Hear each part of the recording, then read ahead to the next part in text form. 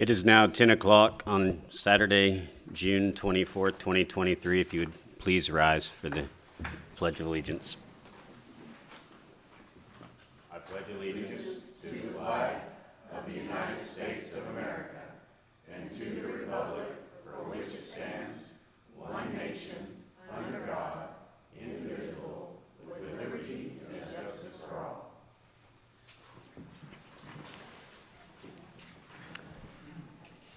At this time, I'll call the Godley Special City Council meeting to order at 10 o'clock. Do we have any public comments? Yes, sir, we do. Michael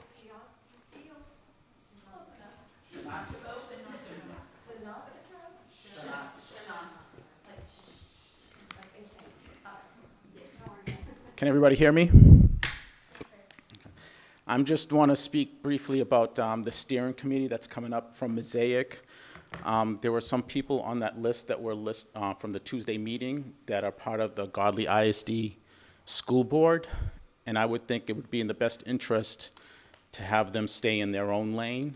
You can get their opinions and input, but to have them have a steering committee, a position in there could give them a little bit more say into the city and power that they shouldn't have. We don't meddle in their stuff. The city doesn't meddle in their stuff.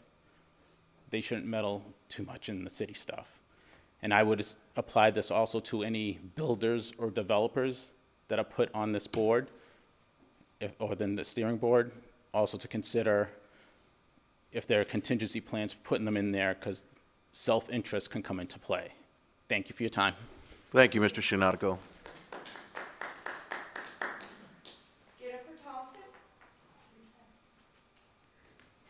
Okay, I have a lot, so I'm going to read it really fast. As we all know, there's a vacant mayor seat. While making the decision to appoint or to have a special election, think about what type of person needs to be sitting there and the current timeline until our next election. There are big problems that will need a lot of time and attention. Time is of the essence. That mayor's seat will be best suited for someone that has a love for the city, someone that has sacrificed for our city so that they are vested and will continue to work for the city, not just the title. Someone willing to put in time to make the phone calls needing to be made, read the documents that need to be read, educate themselves, and put in the work on the things that need time and effort. Someone that knows the laws, someone that knows the current situations we are in, and someone that does not care who or what title someone has. Everyone needs to be treated equally without the incentives to certain parties like it has been in the past. Someone not afraid to state that they do not know it all, but backs it up by finding the answers, getting back to the community in a timely manner. With that all being said, I would like to contrast the light on Michael Papenfuss. He has all the traits mentioned above and then some. It's crazy for me to say these things because I too was once one of those people that spoke ugly things about Michael. People tell you things and then you sip the Kool-Aid. Before you know it, you're manipulated into things, into believing things that people have said about someone. You truly cannot see a person for who they are until you forget all of the nonsense, sit back and make your own judgment calls. Things may not always be as they seem. I spent last year watching and researching. In that time, I learned so much. Michael knows the laws like the back of his hand. He does his due diligence and does not speak unless he knows the facts. It might not always be as fast as I would like him to, but that's because some of the things that he's thinking are in the gray. He won't initiate any movement until he knows for sure it is within or outside of the laws. Sorry, I had a Red Bull this morning. Little story real quick. I was in New Orleans celebrating my daughter's birthday. We had to end up cutting it short, canceled our flights back, and rented a car, then drove nonstop to get back to the Tuesday meeting. This is due to David Wallace and Cass Calloway making sure I knew it was imperative for me to be back at that meeting. Little do I know they had a plan of their own. I was used as a pawn in their game. Being a new council member, I did not know any better and presumed to play their games unknowingly. This meeting's main topic of discussion was the apartments for Double Rock to be built across the street from the park. David knew what he was doing. Since his resignation, I've heard multiple times how David knew exactly how to get what David wanted, and how you do not challenge David or Cass, or else. Well, as we all know, I learned that one the hard way firsthand. This meeting was just another one of those examples. The text messages and expressed concern from David to my husband, telling me to do whatever I had to do to get to that meeting, is very telling on the way that he manipulates people to get what they want. In my opinion, Michael Papenfuss and his character have been victimized in these games that have been played in the past. I really truly believe he would make a great leader for this city, so I'm asking you, the council, to please use an open mind about our future and what we need to move forward with. Honesty, transparency, policy, and procedures, as well as making sure those are followed by through with anyone employed in the city. It is time that we treated people equally according to the laws, policies, and procedures, regardless of name and title.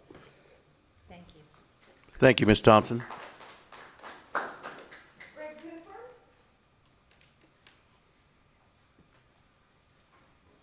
Morning. Thank you, Council, for being here on a Saturday. And once again, I want to reiterate just how proud it is to see government doing what needs to be done, when it needs to be done, and how it needs to be done. It's refreshing. It's nice to see your business conducted in the public's eye as designed by our founding fathers. It's nice to see you guys not covered up and hide behind closed doors and to allow the people to see your business.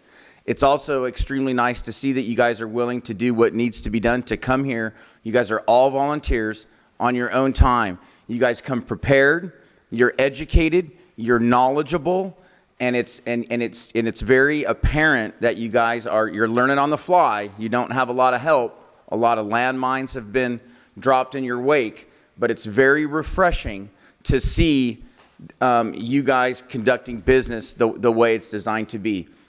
Miss Kayla Lane's at school board training right now, and for 3 straight days they're telling her, do not do any business in the public. Go in executive session and conduct your business there. It's more important that the council looks united. It's more important the brand, and it's more important we protect the superintendent. It's called the Team of 8 training by TASB, and it's very refreshing to see in little Godley the differences between the school board over there, which stifles everything, every type of constitutional amendment possible, and you guys not doing that here. I want to applaud you, thank you, and continue to please do it the way you guys are. It's tough, it's hard, and there's probably a lot of difficult roads in the way as you guys straighten this out, but it's very apparent that the effort's there, and you guys are well prepared, and I very much appreciate it. Thank you. Thank you. Thank you, Mr. Cooper. Nova Olson?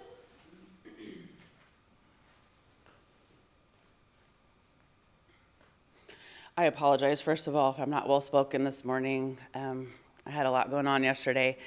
I do also want to reiterate what Mr. Cooper was saying. Thank you guys for being here on a Saturday, for devoting your time to this city. I just wanted to speak a little bit. We've had so much thrown at us, right, in this last year. So much going on.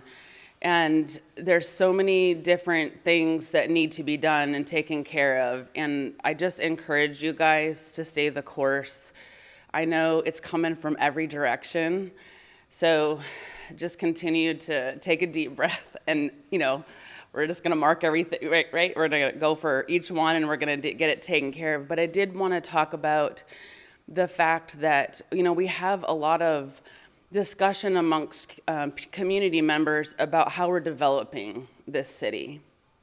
And I just want to state that, yeah, things are going to be changing, developments are going to come, changes are going to happen. But I think I'm speaking for a lot of people in our community that we have to be really careful about what we're approving, what type of housing, how much we're changing. I know that everything changes, but I think that we have to be really careful about big multifamily developments, huge things like that, because I think it is important that we do have places where people can say, hey, this is the type of life I want. I want a little bit more rural. I want a little bit more, kind of small town. And I just encourage you guys to be really careful about what you're doing. I mean, we can go to Fort Worth, we can go to Dallas, we can go to those places to get those type of experiences. But I come from Iowa, Iowa is mostly small towns. I grew up, my grandpa was a farmer. I spent time out on the farm. My dad died last year, and I got to go back to the farm after 30 years. And it was just really, it was just really nice to go out and drive those rural roads and go see the farm. So I just encourage you guys to please think about every single thing that's proposed, that's coming up, that we don't have to say yes to everything that's coming, and to be really careful about how we plan. Thank you. Thank you, Ms. Olson. That's all.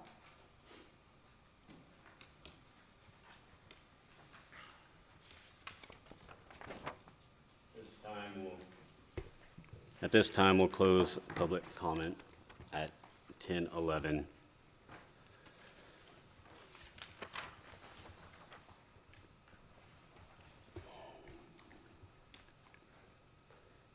Pursuant to Texas Open Meetings Act, Chapter 551, Texas Government Code, Section 551-071, consultation with attorney on pending or contemplated litigation, settlement offers, or a matter in which the duty of the attorney to the governmental body under the Texas Rules of Professional Conduct of the State Bar of Texas clearly conflicts with Chapter 551.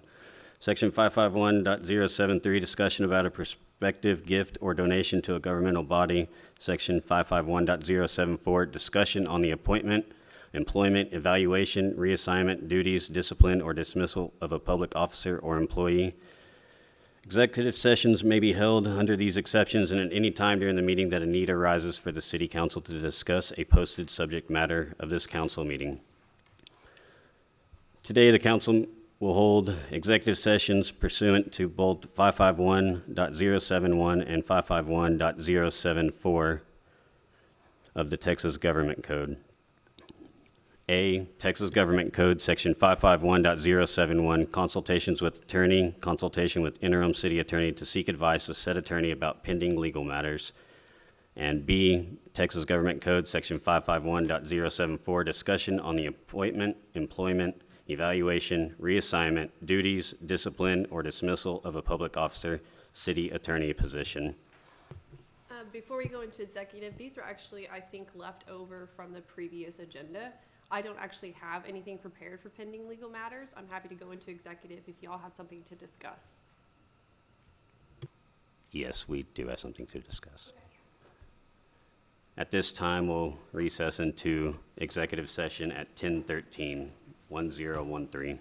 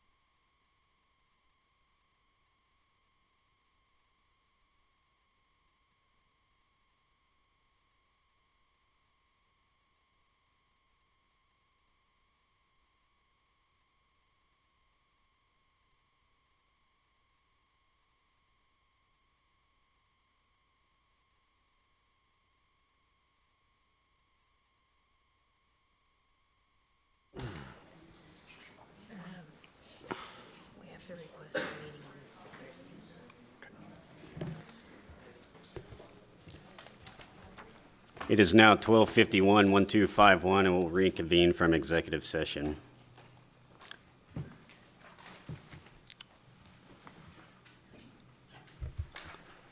Item A, discussion and possible action on accepting the resignation of Mayor A.C. McGehee. Make a motion to accept the resignation of Mayor A.C. McGehee. I got a motion. Do I have a second? I'll second it. I got a motion and a second. Scott? Aye. Misty? Yes. Roger? Yes. Approved unanimously.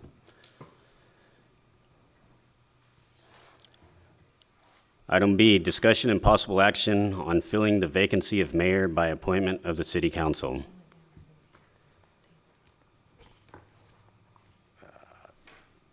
So due to us not being able to have a meeting on Tuesday or a special meeting on Friday, 8 days has passed for both AC's and David Williams' resignations. So at this point in time, we will have to call a special election.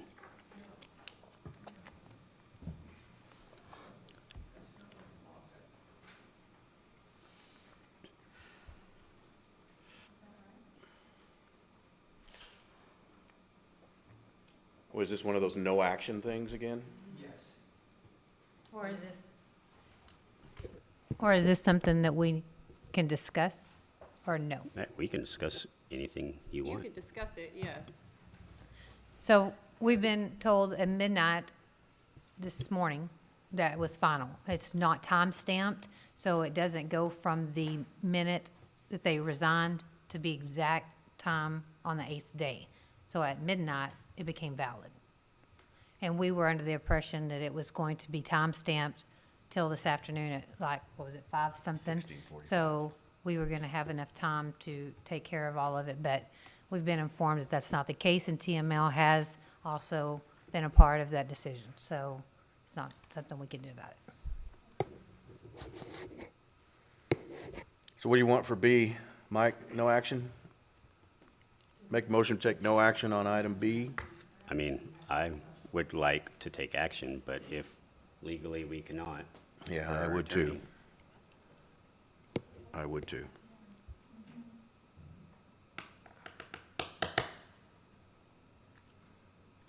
What do we need to do, Nicole? Well, based on council advice, as y'all have just explained, because that resignation became effective at 12 a.m. this morning, you now have 2 vacancies. You have to call a special election under local government 22. Yes, ma'am.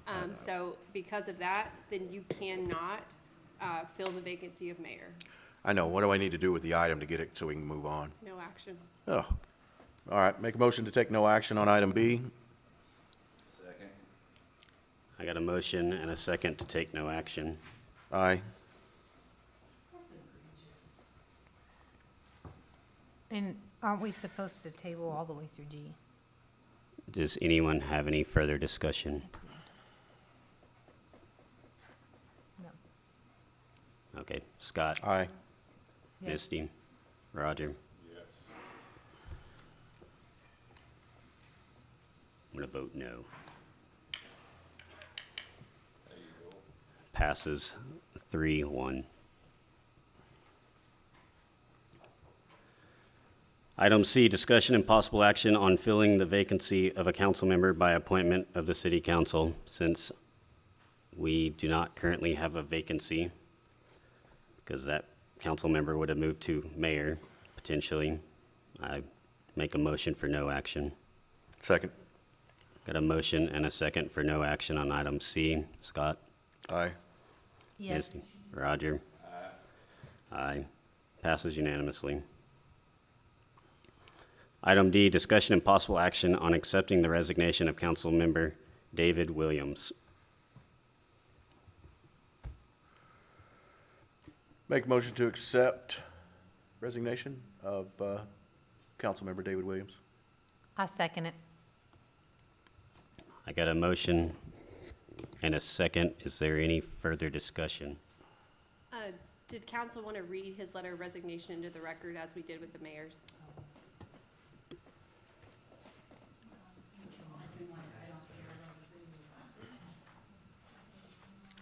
Scott, would you like to read it? Sure.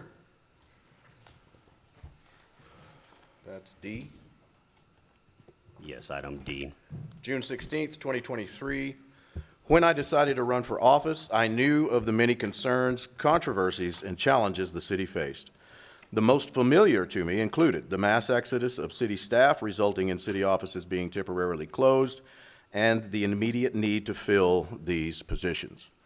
Unanswered, second bullet item, unanswered questions regarding how city business was conducted and how it was being communicated to the public. The arrest of a city council member who actually was not even eligible to hold office in the first place, and the potential legal ramifications that their participation had created. Several official complaints against current and former city staff, including multiple against a sitting city council member, that resulted in a yet-to-be-concluded independent investigation. Skepticism towards the interim law firm hired to represent the city. Persistent character attacks against the mayor and his authority granted by law, state law, and a vocal partisan group led by a few local resident and non-resident provocateurs. During the weeks leading up to the election on May 6th, every candidate that communicated publicly spoke or wrote about, quote, moving forward, working together, following laws and policies, transparency, and resolving conflict, end quote, at some point. In addition, the hiring of a full-time city administrator and city secretary appeared to be the universal high-priority tasks that all candidates could agree upon that needed to be completed after the new council was seated. During the campaign, I understood that the hiring of a city administrator, city secretary, and full-time legal representation would require extra time and effort immediately upon taking office. I also understood that the resolution of current legal issues, including those associated with the former and current council members, would come during my term if elected. I was fully prepared, with the information I had at the time, to accept the legal risks and liabilities that resolving these issues would require. If elected, I was also ready and willing to work with the mayor and other council members to put the past behind and truly move the city forward and not cause further embarrassment to the community. When I was elected, these are the things that I hoped that me and my fellow city leaders working together could accomplish. However, after attending the second of two long, unproductive meetings on June 6, 2023, my emotions afterwards were a combination of frustration, embarrassment, and concern. Frustrated that the actions of primarily one person had once again sidetracked the meeting and prevented the council from attending to some of the most pressing needs of the city. As a result, the review of potential candidates for administrator and secretary was now being pushed to the third meeting since the new council was seated. Embarrassed by the way this person has attempted to circumvent or ignore the Texas government code and other legal statutes to obtain the outcomes he desired, and then being extremely argumentative with legal counsel when she pointed out that his proposed actions were illegal, my concerns are many.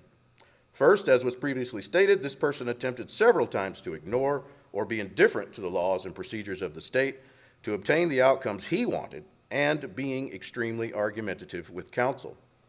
Second, that others on the council wanted to proceed with another called meeting on June 20th, knowing that legal counsel could not attend.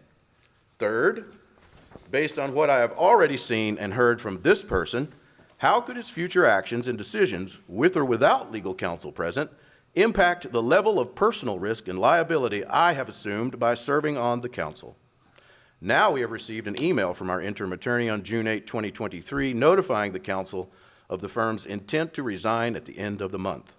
While the tone of this email was very cordial, I can only conclude that the firm's decision to resign and intention to not submit a proposal to continue to serve as full-time legal counsel was based primarily on the way their representative had been treated by this person and to cut their own risk and liability involved in representing our city.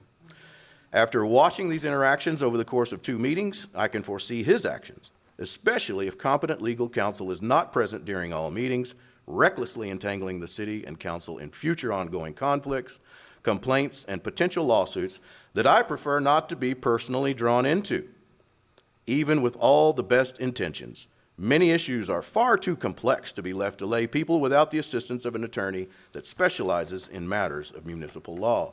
Finally, I also underestimated all the complexities involved in the final resolution of complaints and investigations against the current council member and how the council's current and future actions could not only affect the liability for the city, but personally as well. I have little to no confidence in their character and integrity, and do not wish to expend the time, effort, and potential personal expenses that are possible defending my reputation and self from the risks and liabilities unnecessarily created by their past, current, and future expected actions. At this time, there is nothing I can personally do to mitigate these new concerns other than choose to remove myself from the situation and resign my seat from the council. I feel the longer that I am associated with them, the more difficult it will be in the future to separate my actions from theirs. Sincerely, David Odell Williams.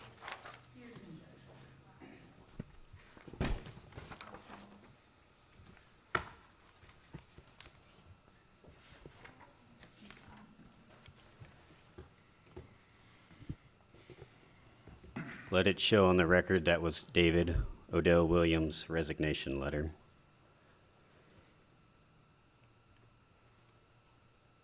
Would y'all like to take action?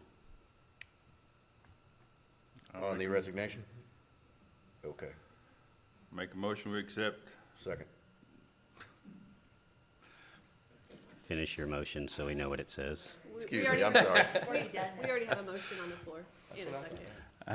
Make a. Never mind. I'm sorry. After that long spill, I forgot there was a motion and we were discussing. Oh, okay. I got a motion and a second to accept the resignation.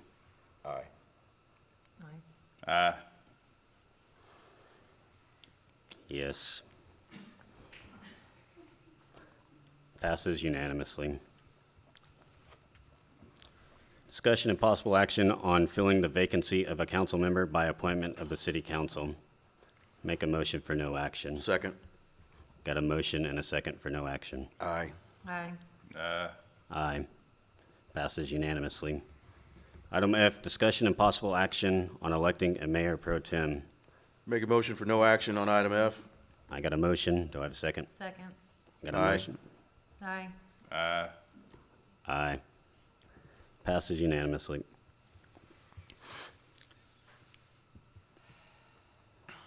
Item G, swearing in of new council members and mayor. Make motion of no action on item G. I got a motion. Do I have a second? Second. I got a motion and a second. Further Aye. discussion? Aye. Aye. No action. Unanimous. That's not in Robert's Rules of Order, you know.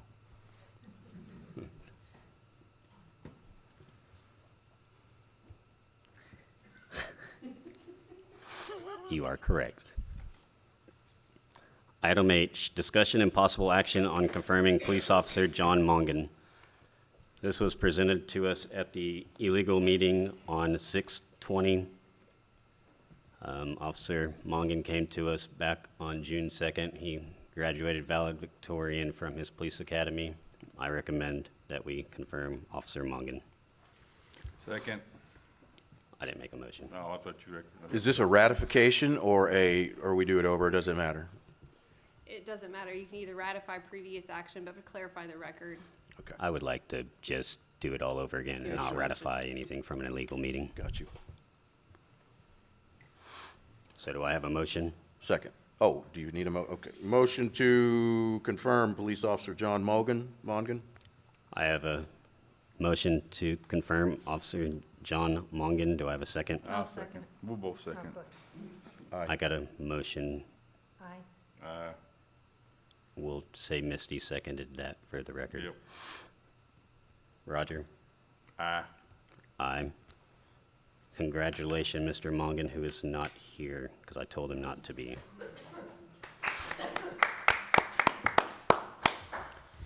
Discussion and possible action on the confirmation, appointment, employment, evaluation, reassignment, duties, discipline, or dismissal of a public officer, court clerk.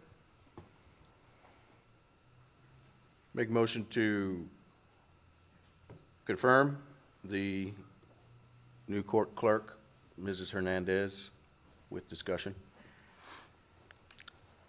I have a motion on the floor. Do I have a second? Second.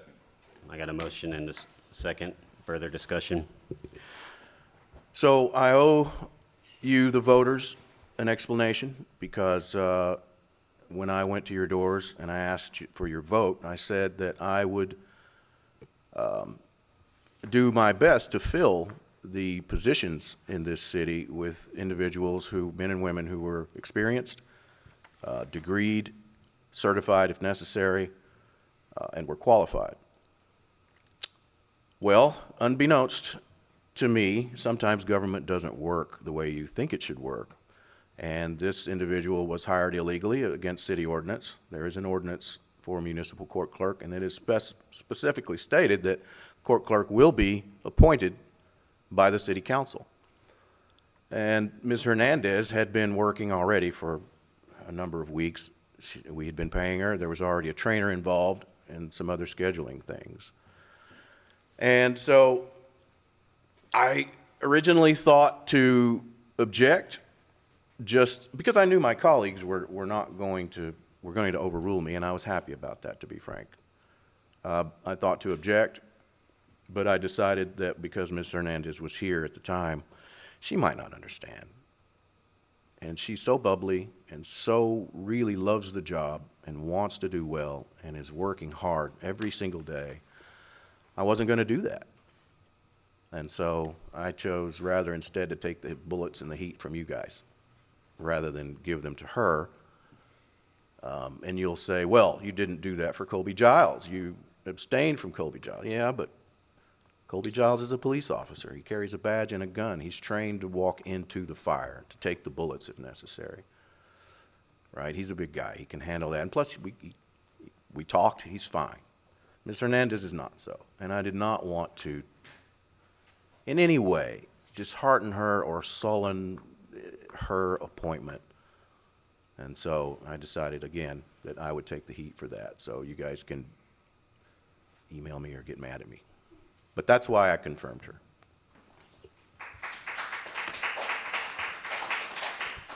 Thank you for your transparency.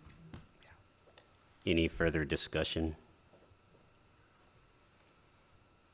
Yes. I'm going to have to disagree, because one of the reasons we're in the situation that we're in is from non-qualified people in these positions. We are now facing an election that none of us, people or the council, did not want, because we don't have the qualified people that are detail-oriented, that are educated in the municipality, working in these positions. So I feel like she may be sweet, she may be bubbly. That's not what I'm looking for. I'm looking for professionalism. I'm looking in business. I'm not here to make friends. I'm here to fill these positions with qualified people that can do the business of the city, that are dealing with tax dollars. I mean, this is huge. This mistake over an agenda cost this city big money, big time.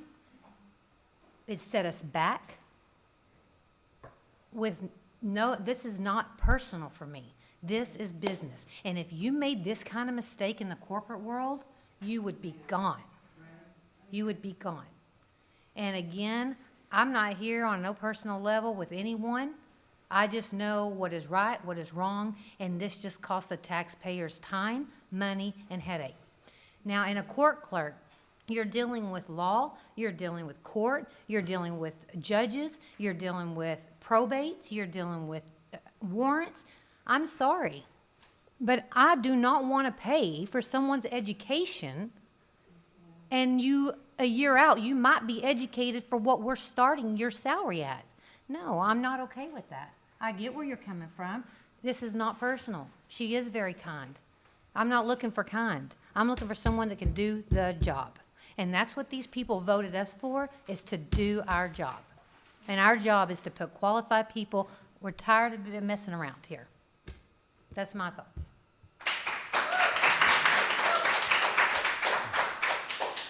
In my defense, I said at that meeting that after watching her, that I believe that Ms. Hernandez is going to be going to be, it is a future tense, and I understand where you're coming from, the best municipal court clerk that this city has ever had.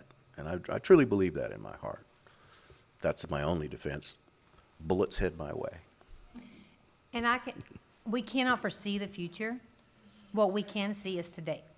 And what we can see is that when we're looking at resumes, that these people have education and they have qualification from day one. I, again, am not going to ask these voters, hey, can you pay for this person's education so they can be where we need them to be in a year? We need them to be there now. And it is not from lack of interest, people. It is not. I've seen the resumes. We have people applying that have the education and have the background. Period. So the thing is, now it's a matter of this council we got to act. It's time to start filling these positions there's no excuse now. So the way this agenda item is worded, it's not only for the confirmation, but we could also do reassignment as well, so she could be reassigned. And I know that I have maybe mentioned this. We have not sat down in a budget workshop. I don't know if I can throw an idea that we're going to be going into a budget workshop. Can I throw potentially an idea? Is it related to possible reassignment of a position? Possibly. Yes. Okay, so one of my thoughts is we're looking at a strong city secretary and a strong city manager. With the backlog of information that we are behind right now, they're going to need help. So if we can reassign, I'm not saying to fire this lady. I'm saying that maybe we could even assign her as an assistant to those two positions so that they have someone to do the paperwork or things that they have bigger fish to fry than going and putting together a packet. So we need someone to assist them. So it could be a possibility, if we have the money in the budget, to create that position as an administrative assistant to these two positions. So we're not saying that we're going to fire her. We're saying that we need more in the top positions of this city, we need more educated people and more qualified people. Couldn't we do that as a direction to staff? May I come up with a recommendation, please? Could you use your microphone? Permanent clerk. Turn your, Your microphone. It's on. Oh, okay. Yes, sir. We are in desperate need of a permanent clerk. That is another position I plan on asking for, is a planning zoning, because clearly we have a major flow of information from developers. And the city that I worked in before, there's got to be a frontline person before we're paying $200 to an engineer or whatever we're paying him. But we need someone that can do all the organization, and then here it is. It's quick, it's streamlined, it's done. So again, it's just another idea of what we're going to talk about in the budget. So there are other positions that need it. We cannot expect this entire city to grow on 3 staff members. It's not feasible. We got to get real. So that's what my real is. I love y'all's enthusiasm and input. It's nice to see a council actually discussing things.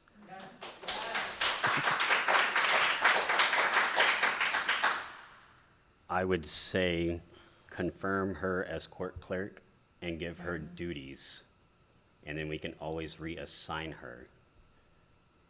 we need a court clerk, and we've already spent a lot of money to train her. So, it's one of those positions where, you know, But she does not have to be confirmed yet. I mean, it's it's a matter of legality. It's a matter of following the ordinance. for a court clerk, Yeah, we've got to a point. but she's not going to be our court clerk. She's temporary into that position until we fill it. So how does that legally work? I don't think that was the intent. Correct. His motion's to confirm her as court clerk.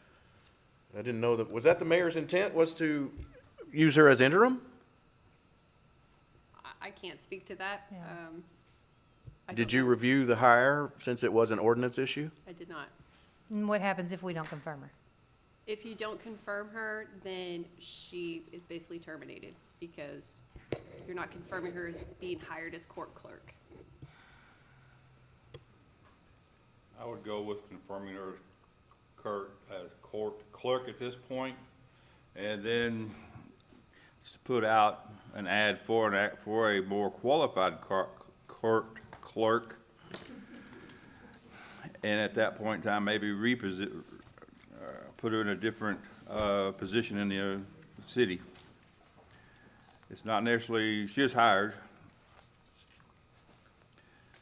We're not gonna hire people that way anymore. She's gonna be a holdover, but we need the court working. If we don't do something, we're gonna miss the next court date, and we're gonna get further behind on all that stuff.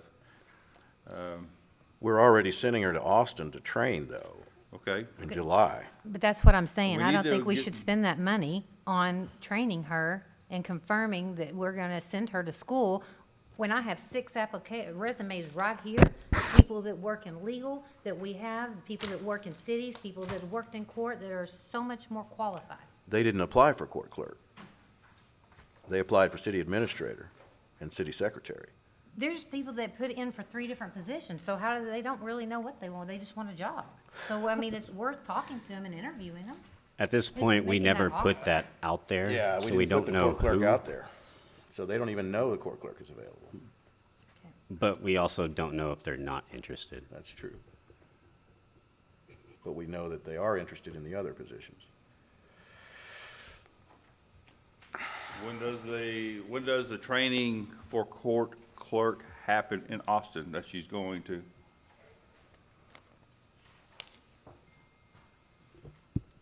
July 10th to the 14th.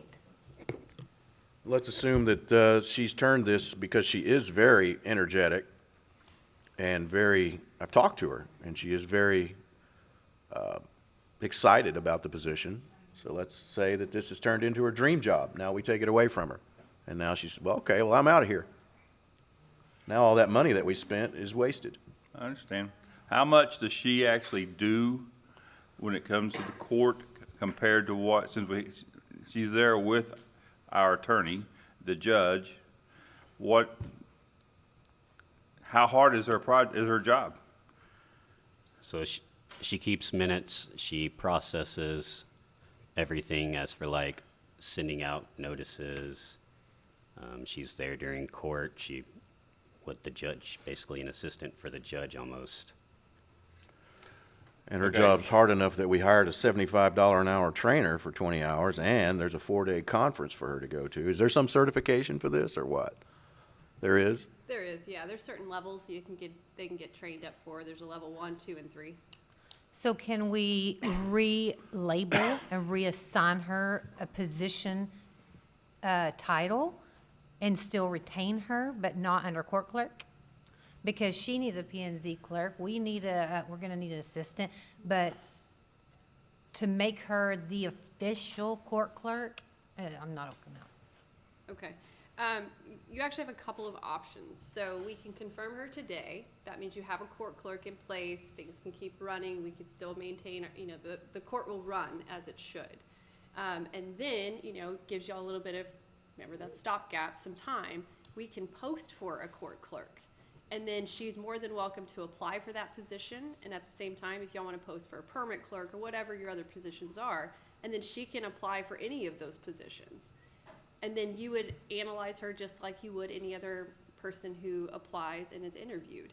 And then at that point, you know what her interest is, you know which position she'd want to be in, and then you can hire her for whatever she applies and you think she would be a best fit for. But she wouldn't be being confirmed as an interim, she would be being confirmed as a permanent, and But we that- can't just say, oh, here, you're losing your job because we confirmed you, now we're gonna move you on over here, can we? You can, yeah. You're just confirming her position now. That doesn't mean that you can't post for that position tomorrow.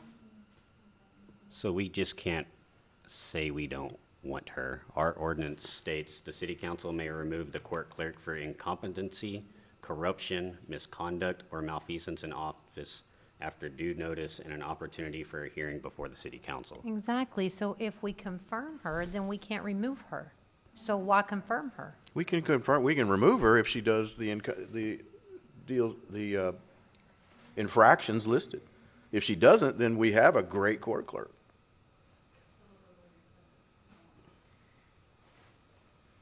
But We don't have a great court clerk. That's the whole premises of this argument. I agree with you, and I know where you're coming from, and I'm with you. The problem is, this was done, nobody caught it, and now we're in a position where it's almost, we've already paid her for how many weeks has she been here?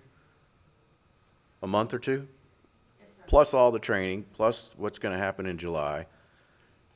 It's, I don't know. I am in favor, because I've watched her work again. I understand, and it contradicts what I said on the campaign trail, but I believe in my heart she is gonna be the best court clerk we've ever had. And to take that away from her now, after we confirmed it last meeting, that wasn't even really a meeting, unfortunately, I don't know. It just doesn't seem right to me. But I don't rule on feeling. I don't rule on. Well, there's also logic here. Number one, the money that the city has put out to train this lady, the money that's been paid, insurance, payroll taxes, the $75 an hour trainer, Okay, all well, of that's been that will invested make in her her. a better assistant, won't it? No, it'll make her a better court clerk, because that was what the training was for, was court clerk. So, let me give y'all a medium. If we don't want her as court clerk, we can always make her an administrative assistant to the city administrator, the city secretary, and the court clerk. So we're still able to utilize that money that we've paid on the court clerk side, but she also gets to learn more, because she seems like she's really eager to learn, and she gets to help more broadly at the city. I get your logic, but you haven't asked her what she wanted. Maybe she doesn't want that. Maybe she's going to say, it's court clerk or nothing. And then all that money is gone. But I think as we're talking to the citizens, it's our responsibility to think long-term and right now. And right now, to hire someone that is qualified right now makes more sense. I don't care, and this is just personally me speaking, the money that we've invested, if it goes down the drain, because she's still not where we need her. She's still here. So we have to invest more money and more money to get her qualified when we can just bring somebody in that's ready. Now, if you want to do what you said, make her assistant to those 3 departments where she can still do court clerk and utilize the money we've invested in her at this point. She can still assist the main court clerk and assist the city manager and the secretary. She can be all departments. And yes, we can present that to her. But again, is our deciding what these jobs are, the requirements are for these jobs. Am I correct? And if she doesn't want to, then I'm sorry, but she's willing to walk away if she wants to. I would like her to stay. I think that would be a good asset for the community, or for the citizens, is to help with all 3 positions. But to be our main court clerk, we have more qualified people. Where are those qualified people? Out in the world. Yeah, out in the world, and not so- knowing that we have an open position. We're going to argue about this all day, so I'm going to say we should probably just table this, ask her Monday if that's something she would be interested in. We're going to have a meeting later that week, and we can bring back that information. When's our next court date? July 15th. 18th. 18th? Yes, sir. We cannot hire somebody to fill that position by then, since we haven't posted it all yet, correct? She would still serve in the court clerk capacity until we make those decisions, Okay. because that's what she's currently fulfilling. But isn't that what's getting us into this problem now, is that we keep saying that we're going to, I'm not trying to be argumentative here, but y'all are saying, well, we need to post for court clerk. We have tons of resumes. Give these people the opportunity. If those 6 that I've chose or some that y'all have chosen say none of them want it, then we'll run it. But why keep running and running and running when you're just asking for more of what you already have? We already have people that may be qualified for this. Call them. Say, are you willing? Is this position's open? Is this something you're interested in? If they shut us down, they shut us down. At least we attempted. But this keep running TML and keep pulling in more resumes, talking about a headhunter, it's just not, we're spinning our wheels at this point. Well, let's put the So- blame on this one where it really falls, which is on a willfully ignorant mayor and therefore deliberately incompetent, who hired this poor girl illegally. And our city attorney missed it. So, let's don't. Okay, It's so not. outside of all that, Yeah. I think what you're wanting to do is put on a future agenda to hire a court clerk, and then also on our next agenda to reassign her and give her that option, obviously talking to her first. To be an administrative assistant to those Yes. 3 departments. Yes. Yes. Does the pay change on that? I mean, I don't know that you can take away her money now. I mean, I don't know that. Well, now we're. No, we're talking about serving 3 departments, so at $19 an hour, it's okay.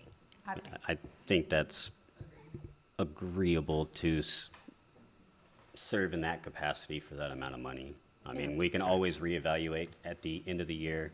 We are supposed to do reevaluations on how much people make, so that way we can make sure we're competitive. Okay, you want to table I then? I'm just one council member. We do have a motion on the floor to confirm. just Oh, we did? FYI. Okay. We're discussing. So, Did we have a second on the motion to confirm?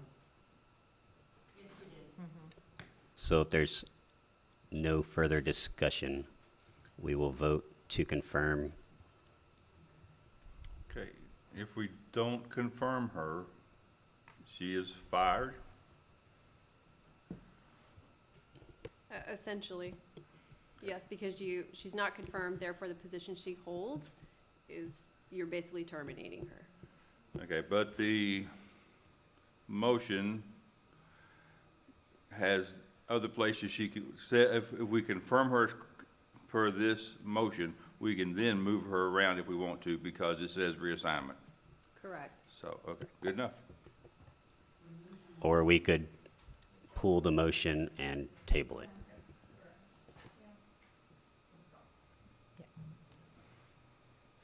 So whoever made the original motion can withdraw their motion. Was that me? I'm not going to withdraw it. I'm going to take a vote. A motion to confirm the court clerk. Scott? Aye. Misty? No. Roger?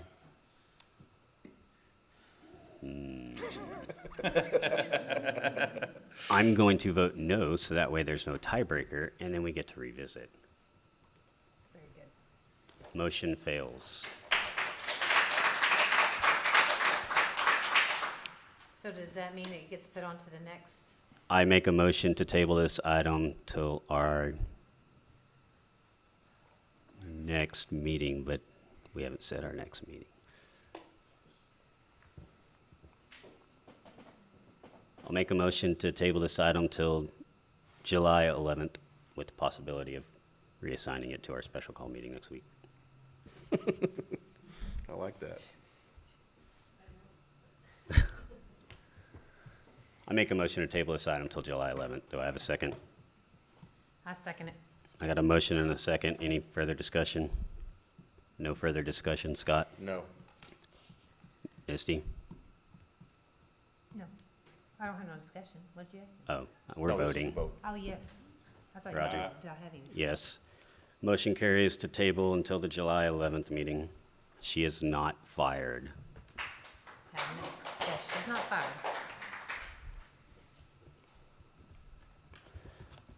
Item J, discussion and possible action on confirming Brian Thompson as the City of Godley Fire Department Fire Chief.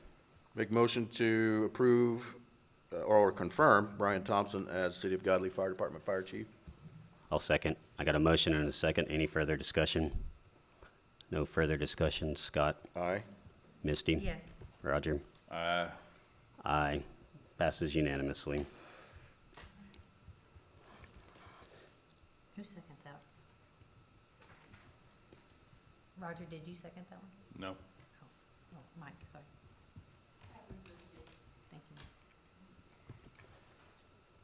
Item J, Item K, discussion and possible action on approving the purchase and installation of electronic locks for all city buildings.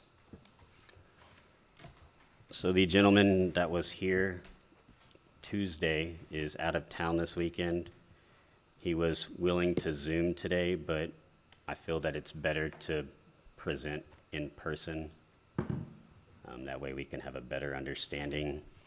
But the background of this is to basically have badges for every employee, all of us.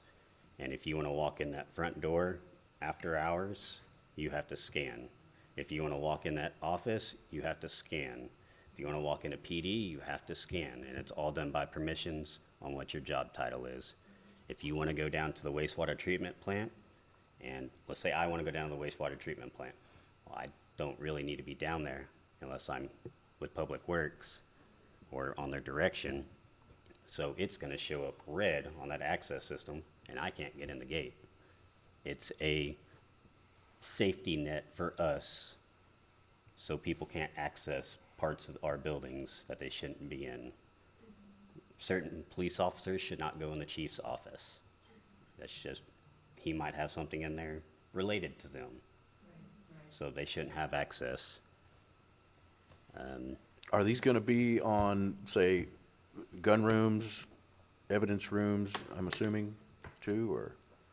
So a security audit will need to be done by whichever company we choose, and they will basically tell us what doors and access points need to be done. Okay. And I was originally thinking, well, we could go cheaper and try to have our public works people do this. But like the guy that I talked to, he said, well, if you have a fire, if they can't get out because they didn't install the lock correctly, the city's in a lot of liability. So a sensor, essentially, you get in with your badge, and a sensor behind the door lets you out. And it unlocks the door from the top. So if you install that wrong and they die in a fire, we're getting sued. So I would prefer a professional company come in and do this. Is it remotely managed, or do we need to train someone to actually do the required edits and, basic upgrades, things like that? There's different systems, and I asked him to be here at our next meeting to go over it in person. Okay. But we can do it remotely, on a computer, on your phone. It just depends on what route we go. We or they? We. I mean, we're going to choose what we want. The security engineer is going to obviously present us the best route for us, but. And then we'll have to have someone trained to manage it. I mean, I don't know how much training you're going to need. You're going to have to be able to put someone's name in there, create a badge, and assign the permissions, whether And it's remove. an RFID or.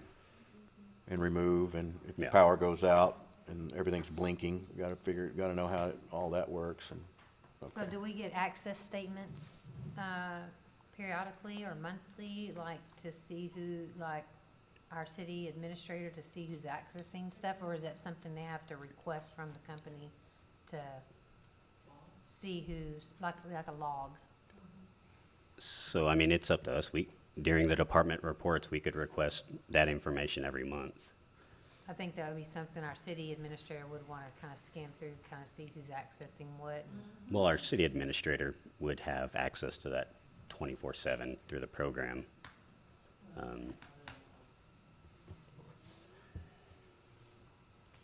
Y'all each got a folder last time. It was blue. Can I share yours? 'Cause I forgot to Absolutely. bring mine. So the initial steps would be the site assessment, where they conduct a comprehensive assessment for all our municipal buildings. Originally, I was just thinking City Hall, but our wastewater treatment plant needs to be looked at. That's a secure facility. This building, our fire departments, any gated access like our well sites, And If that's the case, is it a cellular network or that is, that would be a question for him. Then the security engineer would come in and analyze the findings from the site assessment to determine what exactly we need for each facility. They'd look at the entry points, the sensitive areas, and the access control levels needed. After that, we'd look at the solution design and proposal, which gives a detailed solution design based on the site assessment and security needs analysis. They would then create a proposal that outlines the access control system implementation plan. And something I really like, they would have stakeholder engagement, which would include city council, security, decision makers like our city administrator, police department. They would, throughout the entire process, whether we do it phased or all at once, they would ask us, hey, is this working for you? What do we need to do differently? Do you need more security at this building right now, or do you want to, however we want to do it? So this, and he'll be able to explain it a lot better than I will, but this booklet kind of goes over a synopsis of what they offer. They offer, Scott, you'll know a little bit more about this, but the SCADA system for the wastewater treatment plant, they can install those. They can do an alarm system, so where if our levels, let's say the SCADA system will measure the chlorine levels and make remotely, so where they don't have to come in on Saturdays and Sundays and get overtime. They'll be able to do that remotely from their house, and it's TCEQ approved. That system is $200,000+ for our entire network. The less expensive option, which they also can do, is an alarm system that kind of tells the levels, but our guys would still have to come in and check everything. But if we have a leak of raw sewage, they'll know. And I can't get into details of that, but we definitely need that. So the benefits of an access control system is enhanced security. It replaces all of our key locks, all of our number pads that for years have been the same code and haven't been changed. It's customized to what we want, how many ever access points we want to spend money on. They're gonna tell us what we need, but we can phase it how we want to. And then obviously the levels. does our current punch system log the access? Just out of curiosity's sake. I'm talking about these back here, for instance, when you go to the door, and do we know if that happens? I can speak on the fire department because I installed that, and no, it doesn't. Unless they've changed it, but whenever I was over there the other day, it looks like the same one. So there's one passcode So you can that have, the whole department has. They don't have individual passcodes. over there, they do, well, whenever I was in charge of it, we set individual codes, but obviously people would forget and share and, over here, Kathleen, you may be able to speak to this more, but I could probably go to that back door and use the same exact code from 5 years ago. Haven't tried it. Not my business to do that, but Well, to me, it's a security issue at this point. Any disgruntled employees or and I'm not saying there is, I'm just saying any in government, anybody that's been fired, quit, resigned, anything, they need to cease access to all city information. Because we're setting ourselves up for liability, retaliation. I mean, there could be numerous scenarios. Again, I'm not saying that it was or is, but I'm saying the scenario could, it's a possibility. So just letting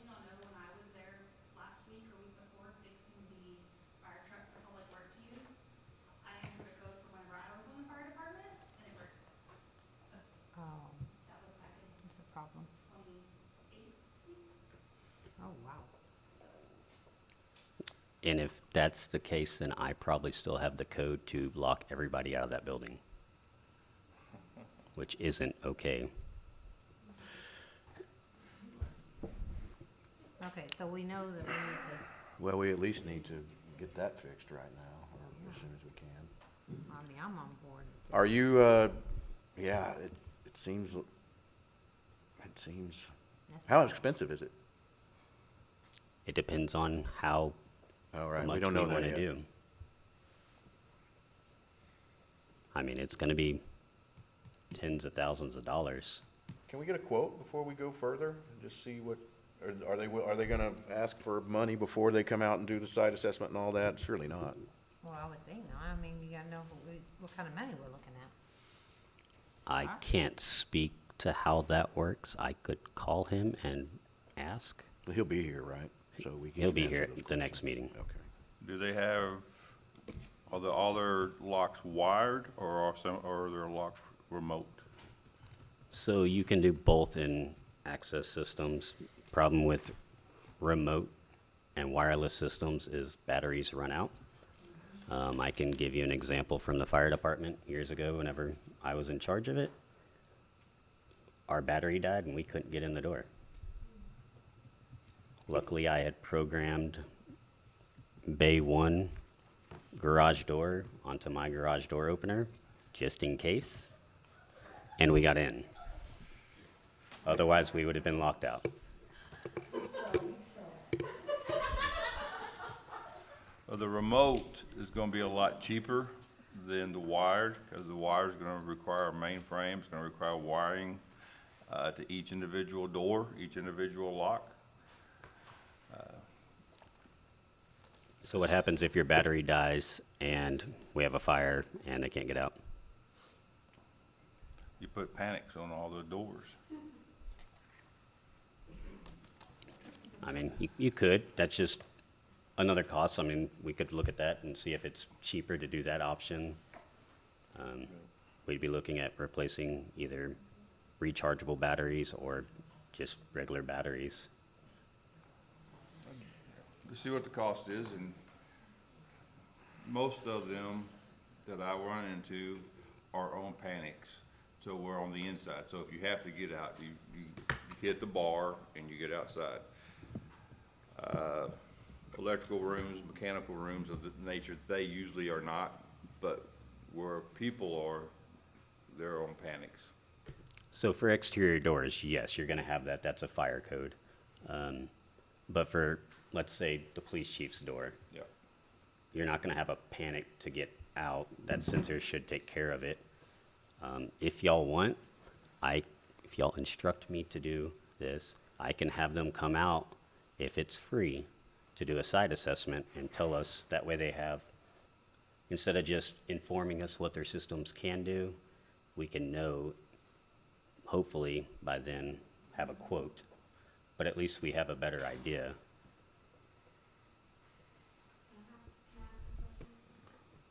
So are we talking about the main entrances as well?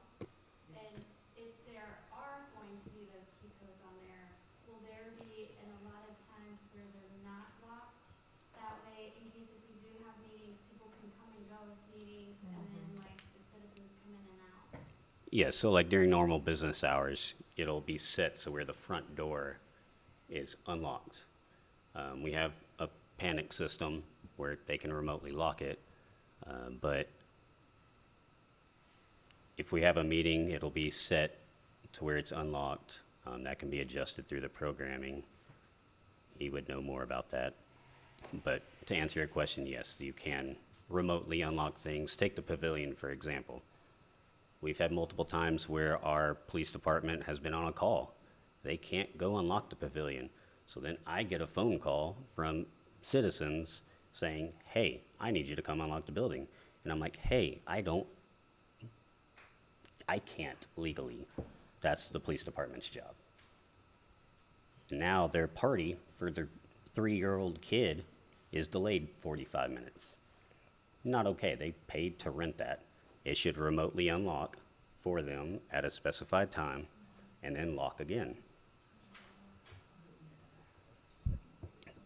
So, I mean, if y'all want them to, if it's free to come out and do an assessment, I can Yeah. reach out. Absolutely. Let's see what happens, let's see what he says. Can sensors be hardwired with battery backup?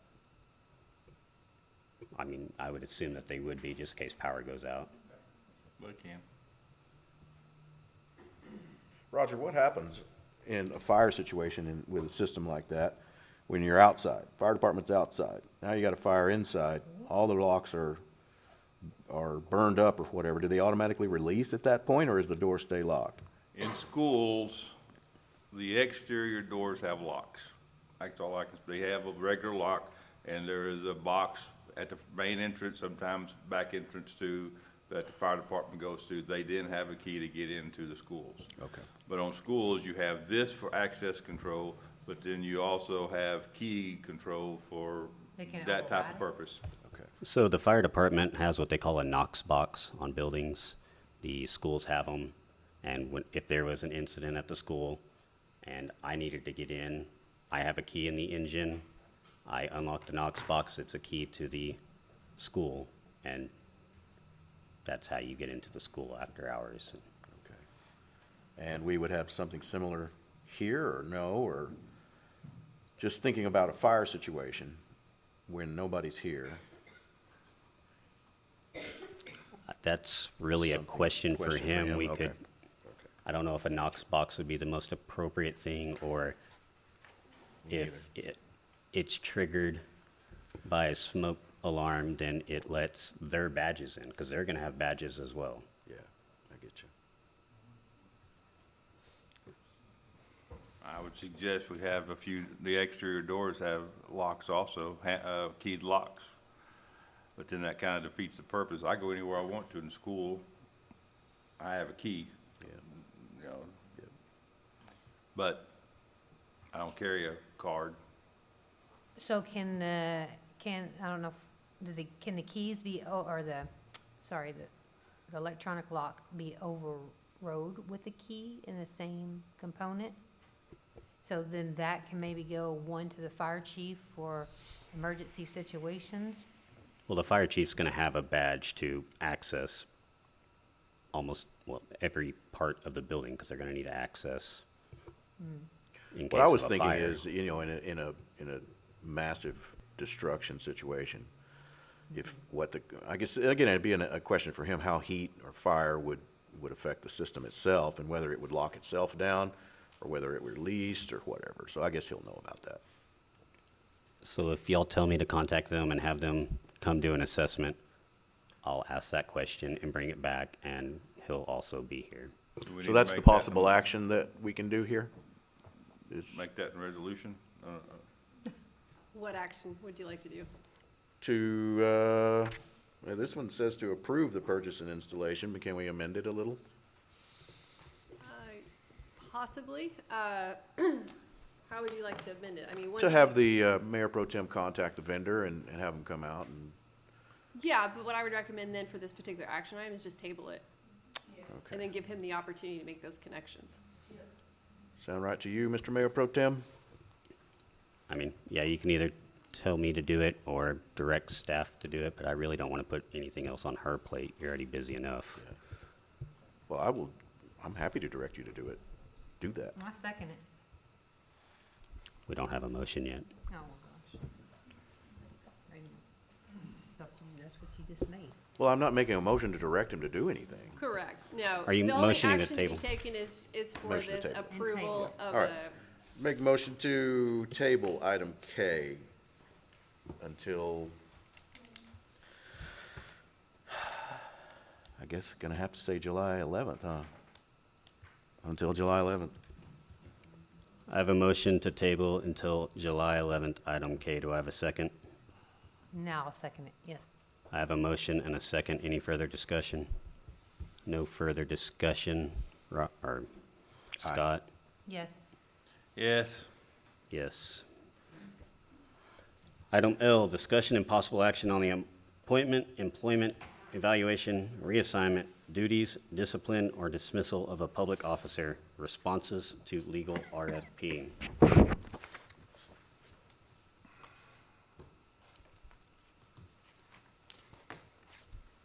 So Kathleen, you still haven't gotten anything for? No, sir, I still Okay. don't have anything. I still have not gotten anything through TML, even though it's been stated it was sent. I checked TML, there was nothing for the RFP. We have interviewed multiple candidates, but I don't think we really need to take any action since we don't have anything. Correct? What are we waiting on? It's further down then. Oh, okay.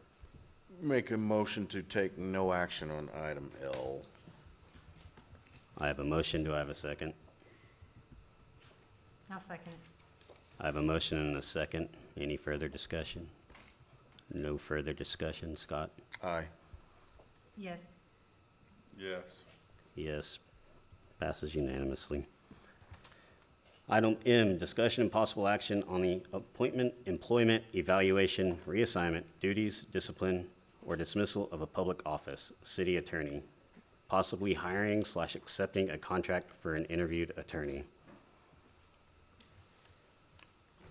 Make a motion to accept the contract of Toes, Taylor, Olson, Adkins, Esralla, and Elam.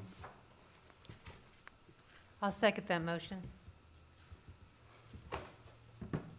I have a motion and a second to accept TOASE as the contract for TOASE as presented. Any further discussion? No discussion. Scott? Aye. Yes. Yes. Yes. So we interviewed 3 different attorneys.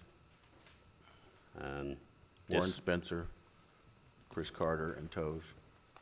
Yes, Spencer, Carter, and Dean from TOASE.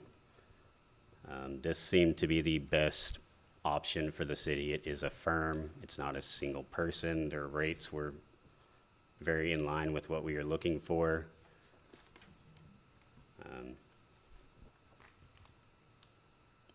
I personally think it's the best choice for the city, but passes unanimously.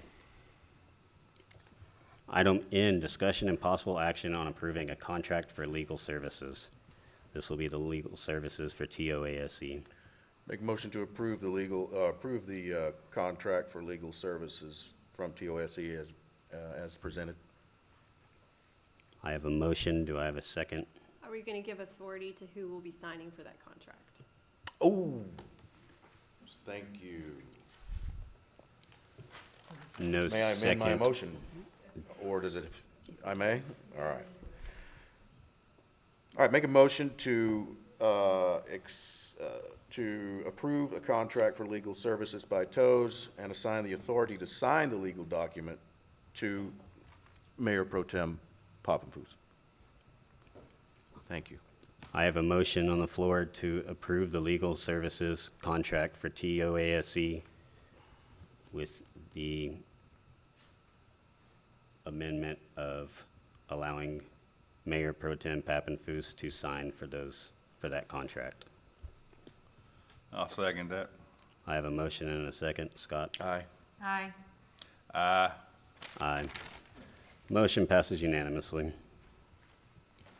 Item O, discussion and possible action on responding to a petition for consent to creation of a political subdivision in the extraterritorial jurisdiction of the city of Godley, Texas, for the proposed district named Johnson County Municipal District 3.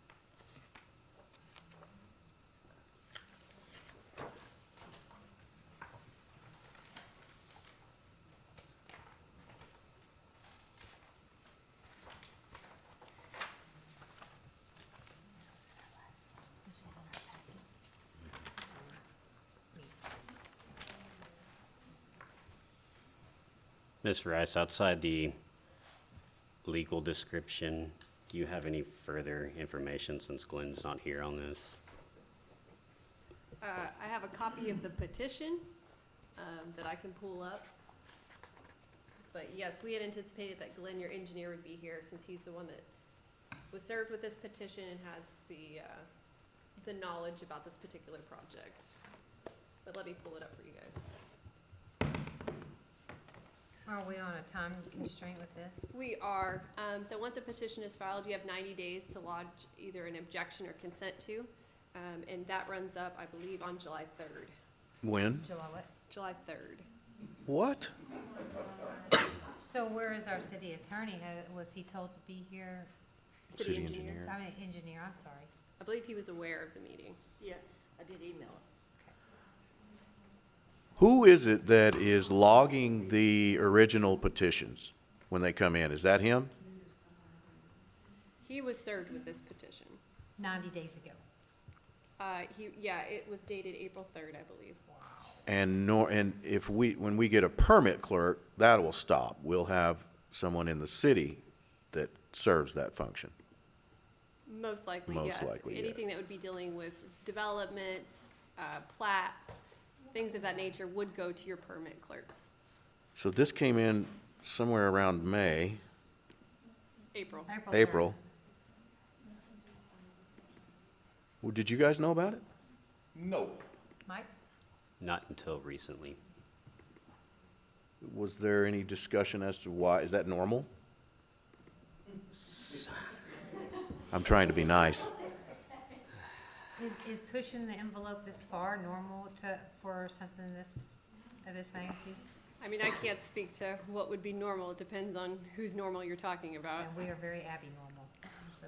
So traditionally, your city administrator would be the first point of contact. They would send it to review it. They have a couple days to review. They send it to the city engineer, and he's supposed to send it to the Public Works Director for Johnson County for their comment. Then it comes back after a week or two, and it's supposed to go on our agenda. Did Johnson County get a copy of this MUD presentation? She's here. I don't have that information prepared with me, but typically TCEQ sends those notices to all affected entities for response. What are our options on this, Nicole? We either object to it, and we'd have to lodge an actual written objection, or we would non-object, in which case, after 90 days, that's by law, would be the effect, is that we don't object to it. And what grounds do we have to object? If you don't want them creating a mud district inside your ETJ. I don't want them to. Okay, easy enough. All right, yeah, no, I don't want another MUD district here. There it is. No way. Already got a horror monstrosity on 917. Okay. Do you know anything about this, Ms. Rice, at all? I mean, I did have some, maybe Mike knows. Mike, where is the actual, I mean, there's 5 tracks here, and they're all separate. Where does the facility get set up? Do you know? I'm talking about the wastewater and all of that. I would couldn't have see to where look at that- the development agreement. Okay. I believe, let me look. Aren't we gonna have to sign a contract with this entity like we did with Belmont? Not for this particular action. This is just the petition to create the MUD. And then, like she said, the affected parties can either object or non-object. So at this point, we're just either objecting or not objecting. Yeah. And that stops it if we object. It lodges an objection. TCEQ takes that into consideration about whether or not they will actually give the appropriate permits at that point. May we ask an opinion? So let's do a little May training. we ask your opinion? Do you want me to come to the microphone? Yes, please. Is that okay? Yep. I mean, more information, better, so, Yes, ma'am, what can I answer for you? what, your opinion on a med district in the county? Mud districts in the county, of course, are a growing item that we're all dealing with. The county has been presented once with a request for a letter of non-opposition, and the Commissioners Court voted to not issue that letter of non-opposition, which would have only assisted this MUD in being created through legislation. By not issuing any letter either way, then they just go to TCEQ and apply. Even if we lodge a complaint, that doesn't guarantee that the MUD doesn't still get approved by TCEQ. Typically, developers want your support so they can go through legislation because it's quicker. TCEQ takes longer, costs them a little more money, but it's pretty much a guaranteed approval. So if the city denies it and the county denies it, they won't take that into consideration? They may more? take it into consideration, but just because you don't support it does not mean that it's not going to still happen. The county doesn't have a whole lot of say, do they? Just kind of, on these MUDs anyway. No, nobody does. Nobody does. I mean, in the education that we've had to receive very quickly on how MUDs work and who approves them and how those things happen, TCEQ pretty much has all of the control. And the senator, whoever decides to With all the new. sign the paperwork. What if all the new laws that's come, is that gonna help or hurt us in the regulation of some of these? I haven't followed how it will affect a municipality, so I couldn't speak to that. of What how about it will- county-wise, I mean, for y'all's regulatory? for you? As long as they meet the plating and permitting requirements, I don't know how to change those types of developments. Okay. Appreciate it. Yes, Yes. thank you for your opinion. So the tracts of land are at 8646 River Hills Road.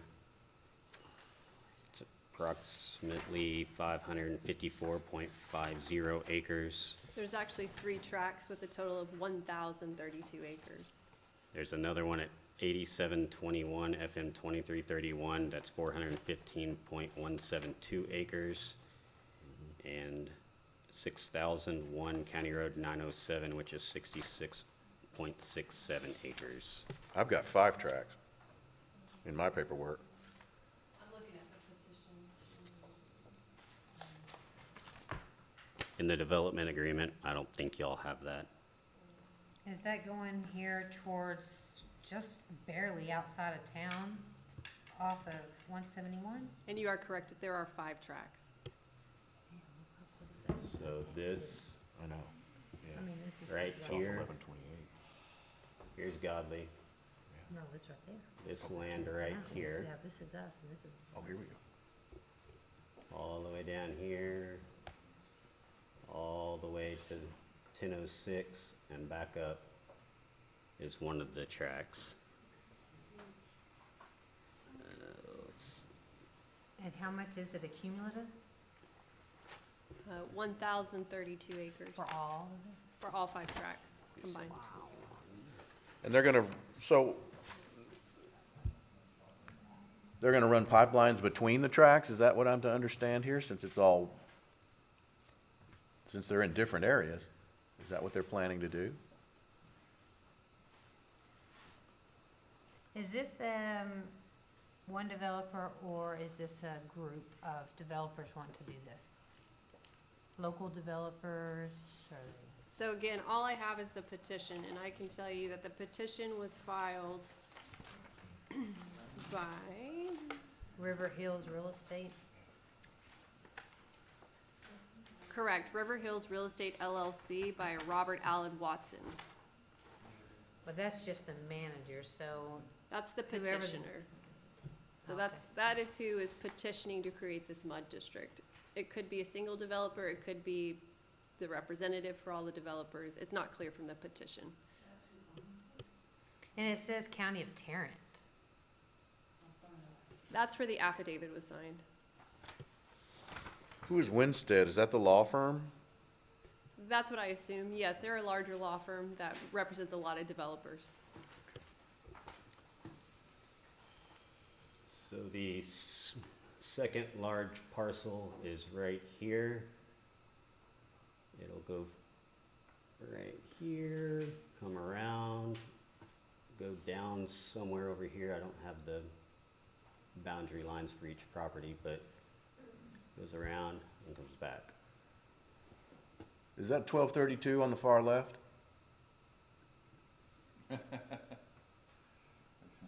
Looks like it. It is 1232. I'll Have do these developer, once they do this MUD district, is it a possibility to be annexed into the city later? Or is this something that's self-contained? Yes, they can be annexed into the city. That's the problem with MUDs, because once they're annexed into the city, now you have this independent utility district operating within the city that we have no control over. No taxes from. So I think we need to do a little education. So here's a PowerPoint that was provided by Mr. Cooper from the 2022 TCAA Summer Conference. Thank you, Mr. Cooper. Yes, thank you. What is a municipal you want me to read this, or would you like to read it yourself? Go ahead. Read it. Can we have pizza? Can we have our pizza? What is a municipal? I'm hungry. Misty's hungry. Hey, just, there's also a group going around that's educating council members, if you wanna get in touch with them, that can come answer all your questions about it, if you guys want that, let me know, that put this together. But if there's no control that we have, just what we were just speaking of, So I'm going to Main. skip towards the end and show you that part of if we approve it or if we deny it, what happens. Oh, and just so you know, they have eminent domain powers. Whoa. Within the The bounds of their, yeah. yes. So why does a landowner or developer choose to create a MUD? Originally, this was going to be a PID, and I guess they've changed it to a MUD. We've been talking about this development, now that I know where it's at, for about 18 months. It just came back and forth, and we never really done anything with it. But developers the financing vehicle is why they would like it. The developer constructs the facilities, and once there is sufficient taxable value to support the issuance of bonds, the board will issue bonds and reimburse the developer. It avoids requirements related to investor-owned utilities, such as the PUC oversight, which is the Public Utility Commission, and rate approval. Entity to own, operate, and maintain facilities after the developer completes the development, and the management income. The developer will be reimbursed for the infrastructure cost. The TCEQ creation process is relatively easy and well established. They have control. Developers will control the board of directors and thus can ensure that the bonds are issued for reimbursement purposes. Perceived limitations with other types of funding mechanisms like PIDs, which this one originally was proposed as. Do what? What does PID stand for? Public, yeah, Public Improvement District. I haven't heard that term before. So MUDs are created either by the TCEQ or the Texas legislature. This outlines the TCEQ process, statutory and regulatory provisions, Texas Water Code, the Texas Local Government Code, and the Texas Administrative Code. The steps to create a MUD in the ETJ of a city without city consent. Landowner must seek the city's consent to the creation, and for the proposed districts in the ETJ, the landowner must allow the county to provide comments on the creation. If the city does not consent to the creation of the district within 90 days after the date the city receives the written request for consent, owners of at least 50% of the land may petition the city to make available water service, sewer service, or both. Before submitting the petition to the city, notice of the petition must be given by posting the petition for 10 days in 3 public places in the area of the proposed district and publishing it in the newspaper. The petition must be presented to the city secretary or clerk. If within 120 days the date of the governing body receives the petition, the city fails to make a contract providing for the water and sewer service within the statutorily prescribed time periods, the landowners may petition the TCEQ for creation. Commitment must provide that construction of the facilities begin within 2 years and will be substantially completed within 4.5 years after the date of the petition. If no agreement is reached, That failure constitutes the city's consent to the creation. A petition for the creation of the MUD is then filed by the owners of 50% of the land with the TCEQ. After the petition is reviewed by the TCEQ, notice of the petition and how to request a hearing will be provided by mail to interested persons, and the county court and the landowner must publish notice once a week for 2 consecutive weeks in a regularly published or circulated in the county. If there are hearing requests, the TCEQ commissioners will determine if the requesting parties are affected parties. If the commissioners determine that one or more of the hearing requesters is affected, the matter will be referred to the State Office of Administrative Hearing for a contested case hearing.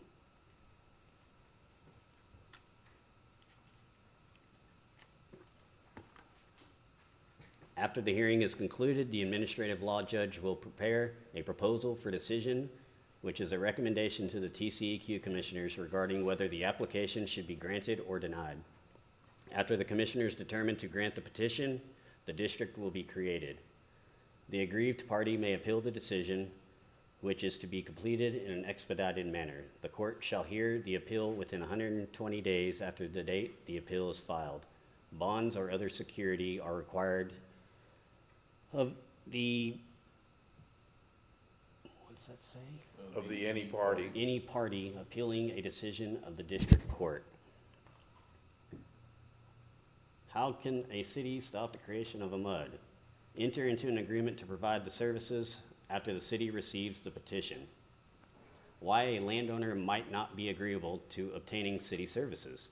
No reimbursement if the city is unable to utilize a PID/TIRZ to finance the infrastructure.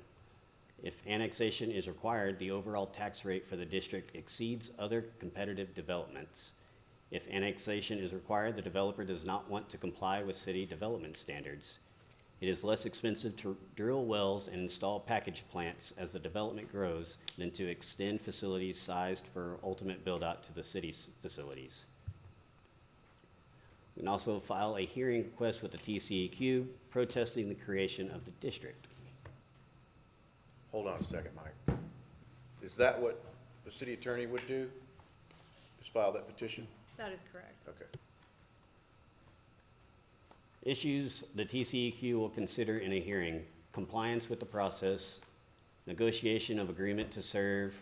If the city is able to serve, provide a will serve letter. Proper notice, proper petitioner. Does the landowner that petitioned the TCEQ still own the land? How can the city stop the creation of a MUD? Issues the TCEQ will consider in a hearing: Texas Water Code.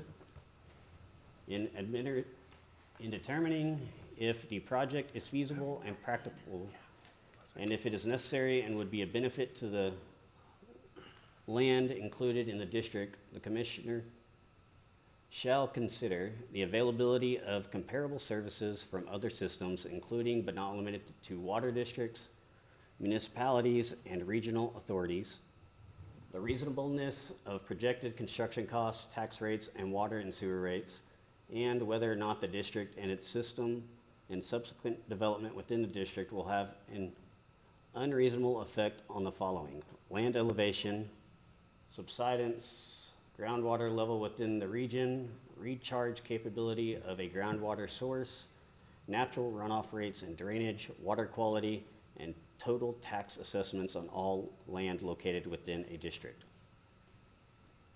Issues the TCEQ will consider in a hearing continued: the availability of comparable services from other systems, including but not limited to the water districts, municipalities, and regional authorities,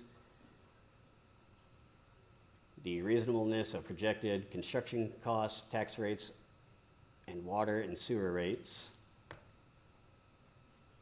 the unreasonable effect on the following: groundwater level within the region, natural runoff rates and drainage, water quality.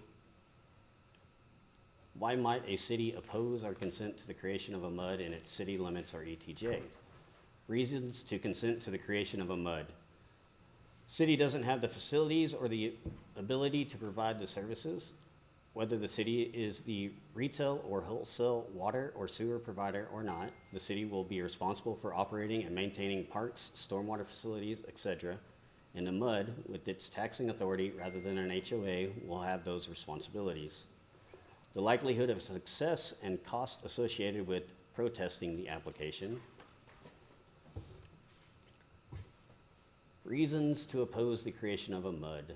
Regionalization and proliferation of wells and package plants. Duplicative and governmental entities which can cause voter and customer confusion. Lack of experience by a MUD board to operate and maintain facilities. The development proposed, the developer has failed to adequately demonstrate the feasibility of the project and the viability of the MUD. For MUDs in the ETJ, assuming there is an agreement to annex the MUD, if the debt is not paid before annexation, the city will assume the debt when the development is annexed. Let me re-emphasize this. For MUDs in the ETJ, assuming there is an agreement to annex the MUD, if the debt is not paid before annexation, we will take on that debt. For MUDs in the ETJ, assuming there is an agreement to annex the MUD, if the debt is paid before annexation, the city will be assuming 30-year-old facilities, thus maybe need to be in repair or don't meet current standards, or maybe just need to be taken out of service and new ones built. So quick question on that then. Who regulates those facilities during that 30-year period? The MUD, the city does not. What about the county? Nope. Mud district's independent. They Okay. are their own entity. We have, in the past, we've had a little bit of say, but it's just, will you do this? Will you meet our standards? Otherwise, they can do what they want. They can tax what they want by law. All right.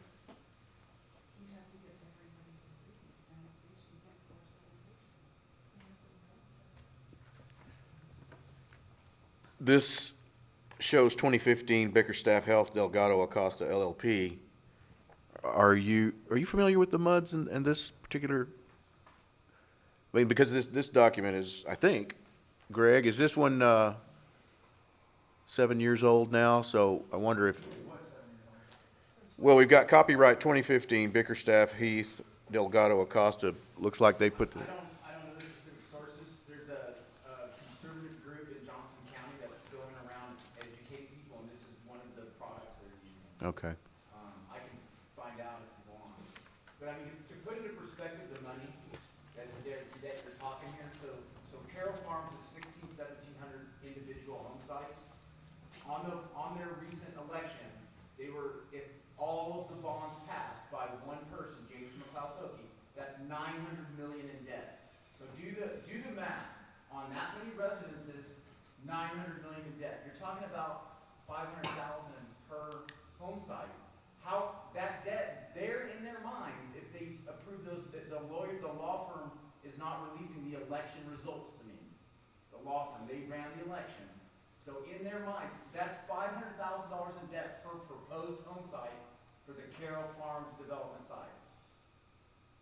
They probably think that debt's gonna get spread across an annexation to a lot more people, because who can have $500,000 in debt per home site? That's crazy. So like I said, there was a dollar ad valorem tax on that, $900 million, and I think 4 or 5 different bond proposals. Don't know which ones got approved, I can't get the answer to that, but just to wrap your heads around the amount of money that I you're get you. talking, I get you. you know, so. Thank you, Greg. Big money, and then lifetime revenue streams for the local business people that get involved with these, which are real estate agents, developers, and insurance companies. That's who was requested to be on the board. Yeah. It's a big money-making machine. I was paying more in Colorado to flush my toilet than I was water coming in because of stuff like this, to flush your toilet. Yeah. So needs Thank to you. really have good visibility on it, whatever way that you guys decide to go. That development agreement with Carroll was removed, was null and made null and void, wasn't it, Mike? a majority of the development agreement was, but there are parts that stay intact. Do we know which parts those are? Just out of curiosity. Not off the top of my head, but I could look it up and get it to you. Noah, you have a question? Noah, you have a question? One of the things that I'm concerned about, and it has happened in some other developments, is I live in Canyon Ridge. That's a relatively newer development, and we're having major problems out there with drainage, water runoff, and all that, because, you know, they weren't done correctly, they weren't done to, like, the engineering, and so as we start to get these, you know, I think that that's one of the things reading through there, you know, when it talks about, you know, water runoff and all those things, that those are really big concerns. I mean, we, as a neighborhood, we're a smaller neighborhood, for us to go after, we don't have money to go after, you know, the developer and all that. And there's no real remedy, even though they didn't do, you know, they didn't do that, they didn't develop the land correctly for the water runoff. So we just have to bear in mind that, you know, with, nobody's really watching how they're doing these things. And even though, and I can't remember there's like a, whatever the engineer, you know, that managed that, I mean, there's no control over that. So we keep doing this and keep, you know, landowners or property owners are being stuck with problems that no one has the money to resolve. So those plats, aren't those responsibility of our engineer to make sure those runoffs and everything is proper on there before they're approved? Correct. And Even permitted? the ones that are in our ETJ right now, because our subdivision ordinance applies to the ETJ, yes, that is what he's looking for. That's when he makes a recommendation for approval. What he's saying is he's gone through, he's looked at all of it, and he has said whether or not the plat conforms to your subdivision ordinance, and that's how he makes his recommendation. So these neighborhoods that are flooding because we're not strict enough, Well, or because also remember, he's- these are plat reviews. Usually plat doesn't have the actual development on there, as far as where the houses are gonna be built, how the houses are gonna be situated. but the drainage. Usually for the initial plats, there's no drainage report. That usually comes in with the development. And that's where you get a little, because it's in your ETJ, what's your authority? Yeah, that's what I'm trying to pinpoint, whose responsibility is the flooding issue? Is it something that we approved, something that he suggested we approve? Did it go to the county and they reviewed it and permitted it? Who? For the I think there's an development. issue with the elevations between us, our information, our development plan, and the county. The county is a little bit higher than ours. We're 3 feet, we're 2 feet. Yep. Well, I know, that's where I'm getting this from. He's not sending, he hasn't sent anything to the county this year, I don't think. Is that true, ma'am? You want me to come to the mic? Yes, please. I just want to say I do like this, all this, being able to speak back and forth and getting the community's input. I do appreciate that too. Well, thank you for letting me be here, and thank you for letting me speak to some of those things. Yes, the current interlocal agreement says that the city staff is supposed to send those to the county. We've been working towards getting those and those being made available. And I have received some, I have not received all, and some I have submitted comments back with concerns. One specifically you have on your agenda today, and because it was on the agenda Tuesday night for a final plat, I had submitted comments back that I had concerns. I was told it was rejected.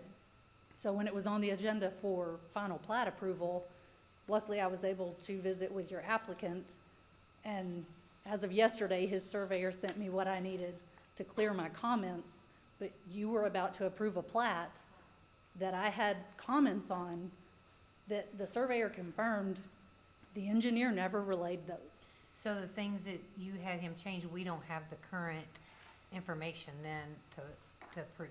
It won't affect the plat layout of the lots, but we wanted to make sure that there's an existing home with a septic. Those septic lines have to meet setback requirements.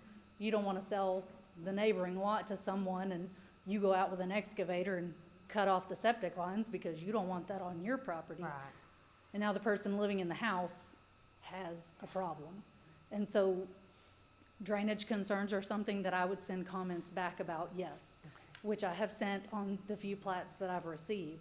But if you have the authority as the city for your engineer to review the drainage, if it's not reviewed correctly, if inspections are not taking place, because if you're waiting for the home builder to do the drainage study, that's not how that works. They don't do that.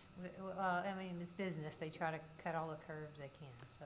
Well, or corners, like if you it's said. not in the plat process, then it's not done, because drainage is not required to get a building permit or a development permit to build the home.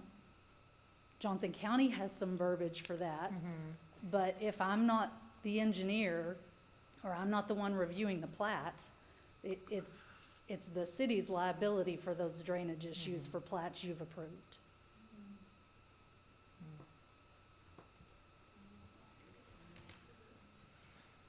Did you have any other questions No, I I can think answer that's about it. that? Okay. Thank you. Thank you. Thank you very much, I appreciate it.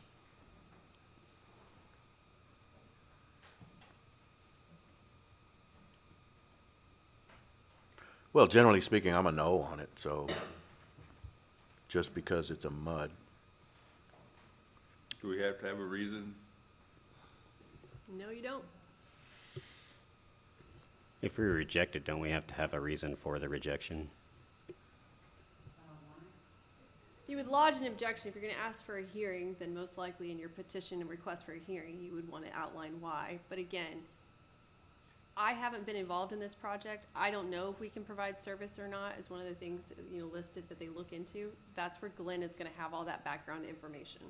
I think that there has been discussions on this particular piece of property for months, going back and forth. But again, I wasn't party to any of those.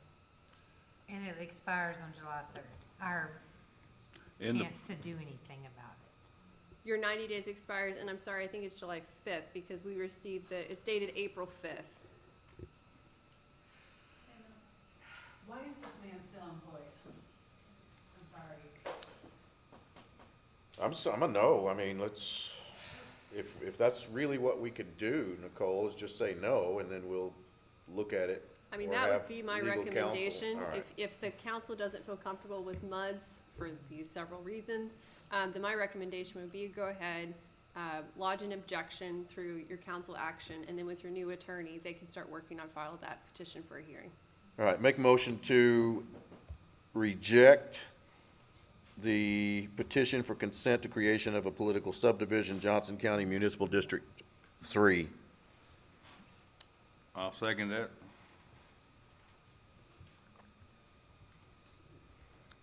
So is reject the correct wording since we're responding to a petition? Yes, because you're rejecting their petition. Okay. I have a motion and a second to reject the petition for consent to the creation of a political subdivision in our ETJ for the proposed district named Johnson County Municipal District 3. Any further discussion? Do we have any other MUDs around here? We have any other MUD districts around here? 917 and 1006, Carroll Farms, or Belmont. Dove Creek Ranch up on 2331. Yes, Dove we have Creek. Dove Valley Ranch, So how Off. are they slipping here? 1004 and We 2331. weren't here. Wasn't the one south on 2331? They came in here, I don't know. There's one called Nolan Ranch, I can't find out where it is. I didn't find a lot of information. The reason I'm asking is, were any of those rejected and still brought in? I mean, or were any of those rejected too?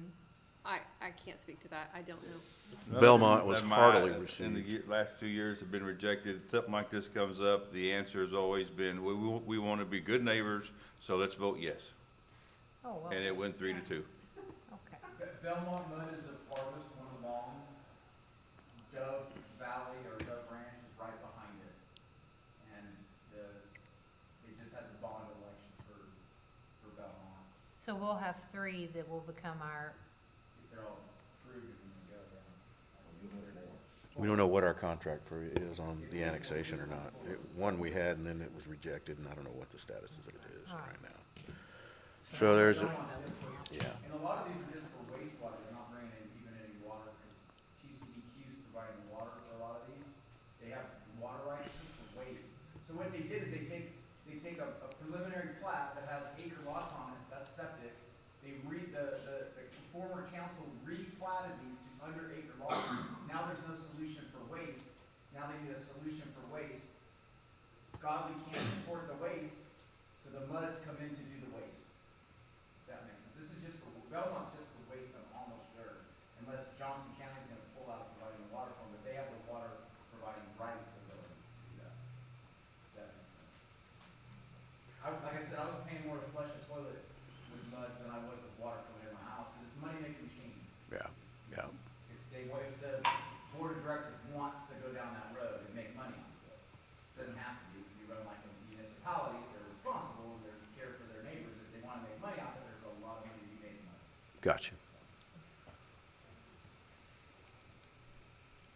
Anything further? No further discussion, Scott? I vote is to reject, correct? Aye. Aye. Aye.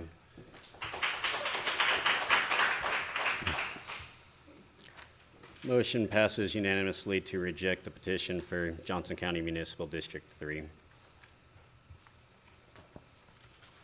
Item P, recommend for approval the final plat for lots 1 and 2, Block 1, lots 1 and 2, Block 2, Rock Hill Ranch, in addition to the City of Godley, ETJ, Johnson County, Texas, being 11.379 acres of land located in the J.W. Stovall Survey, abstract number 981, R.H. Adair Survey, abstract number 1021, J.L. Lambert Survey, abstract number 1167, City of Godley, Johnson County, Texas.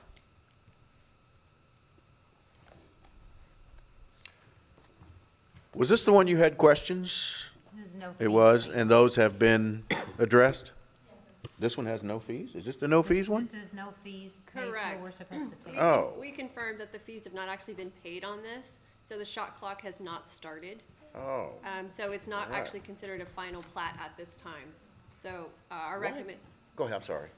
our recommendation would be to, table this. Why would it be on the agenda, just out of curiosity, if it seems like it's pointless for it to be here? It was a carryover. It had been removed, and then it was, whenever this agenda was redrafted, it was a carryover. It was a clerical error. But why was the original one? Because the original time that it was drafted, we did not know that the fees had not yet been paid. Okay. I right. make a motion to table item P, due to no paid fees. Second? I have a motion and a second to table. Any further discussion?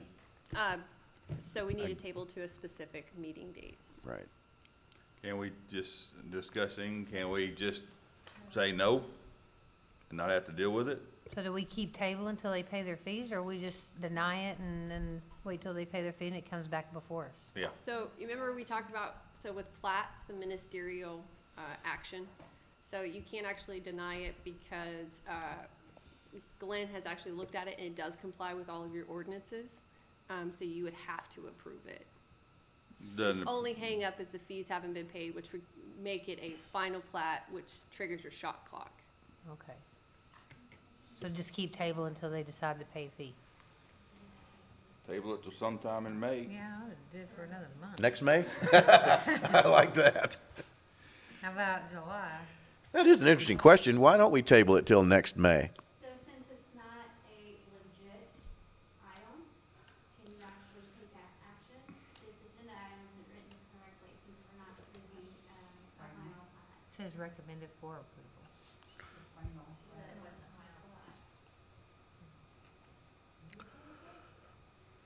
So again, my recommendation would just be to table it. Okay. Because the only thing missing is the actual fees. We anticipate fees will be paid, at which time, when it comes back to your agenda, it will be a final plat for action.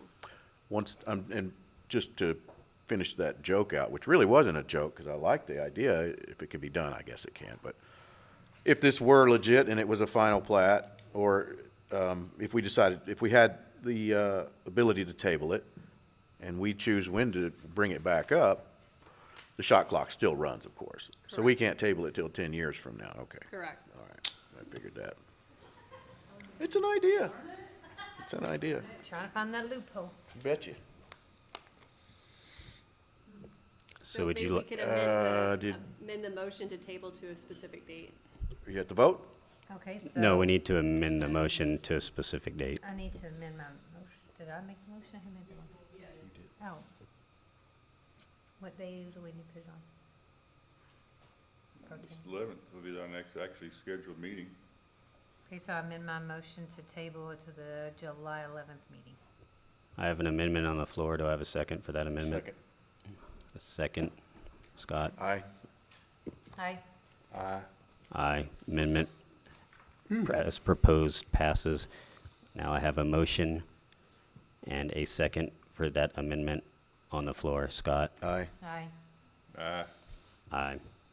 It's been tabled till July 11th.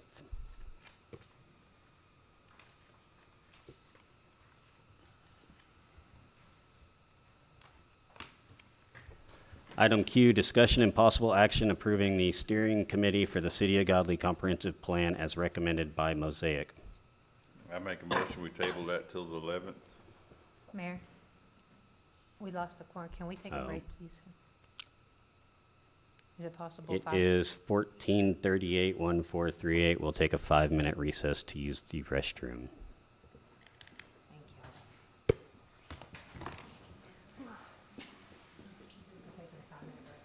Was that because of me? Yeah. Did I do that? For no reason. Oh.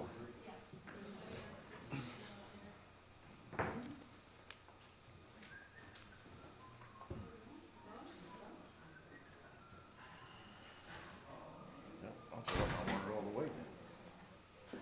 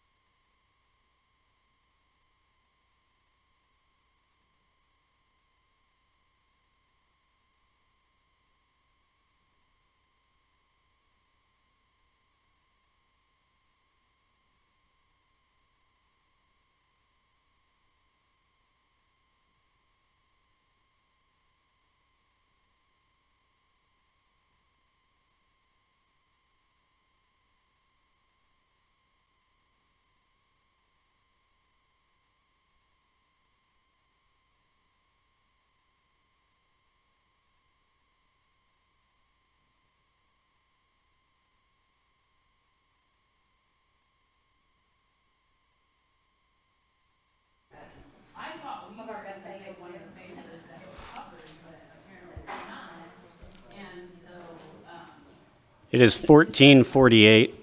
At this time, we will reconvene from our 10-minute recess. So item Q, discussion and possible action approving the steering committee for the City of Godley Comprehensive Plan as recommended by Mosaic. I asked y'all to pick someone for each of your council picks, and then we would discuss the entities, so that way I can reach out to them, make sure they're still interested, vet them, and then submit them to Mosaic. If we waited till July 11th, then it would put us another month further behind. I have citizens coming to me who are concerned. I turned off y'all's microphones. Okay. Thank you for muting us. I have citizens who are coming to me concerned about the selection or the steering committee. So my question would be, since I'm a rookie and I don't know anything about, I did a little bit of research to see how these things work. A steering committee really is just nothing more than a group of people who seem to steer the vendor in the direction that they have determined to go from the input of the citizens, in this case. What actual authority does a steering committee possess in terms of determining a final solution, for example, for our particular instance, for example, for the comprehensive municipal master plan? They don't have any authority to do that, right? Again, I mean, this is a Mosaic question. I can only speak in general terms, but yes, it's basically city representatives that will advise Mosaic of how they want to see the city go, and then they just make a recommendation to y'all. Y'all are the ultimate final decision makers on adopting any comprehensive plan.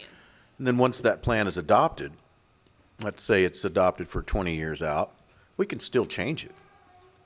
It's maybe not recommended, maybe this, that, and the other, but if we change our minds, or if another council down the road changes their minds, they don't want to see something in a particular area, it's not like it's a law. Is there an ordinance that's put in place once this is complete? There is an ordinance. There is an ordinance, but ordinances are living, breathing documents. So you can amend an ordinance. Okay. So I'm just wondering, the steering committee, isn't it a little delayed in the process? I mean, aren't we, didn't Mosaic, I wasn't here the very first part because of my dog, but did she not say that we're ending, that we're getting to the, near the end, and now we're just now coming up with a steering committee to assist her? I mean, if the plan's developed, what's the point of the steering committee at this point? So it was an advisory board. We are the ultimate authority, like she stated. The prior steering committee that was approved by council and submitted to Mosaic was basically overrode by Mosaic and the mayor. That was the second issue that bothered me. Why is Mosaic overriding the council when we're paying them for a service? Why did, and as I understand it, correct me if I'm wrong, but you were assigned certain duties and certain contact authority with Mosaic, and that was just pretty much ignored or rejected, right? Yes, in essence. There were some issues. We included students. Mosaic didn't want that for liability reasons, which could have easily been taken out. I think there was only one actual student that was interested. Outside that, it should have been approved. They should have been having meetings, but the mayor said no. Why? Was there a reasoning? I mean, did he give an explanation, or instead of just saying no? He didn't even tell the council. He said no. Mosaic told me that. Why are we getting in a hurry for Mosaic then?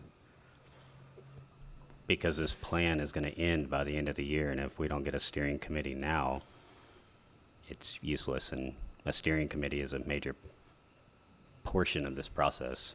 What do you mean the plan? Yeah, when you say plan will end this year, what does that mean? That's the timeline for the comprehensive plan to be done.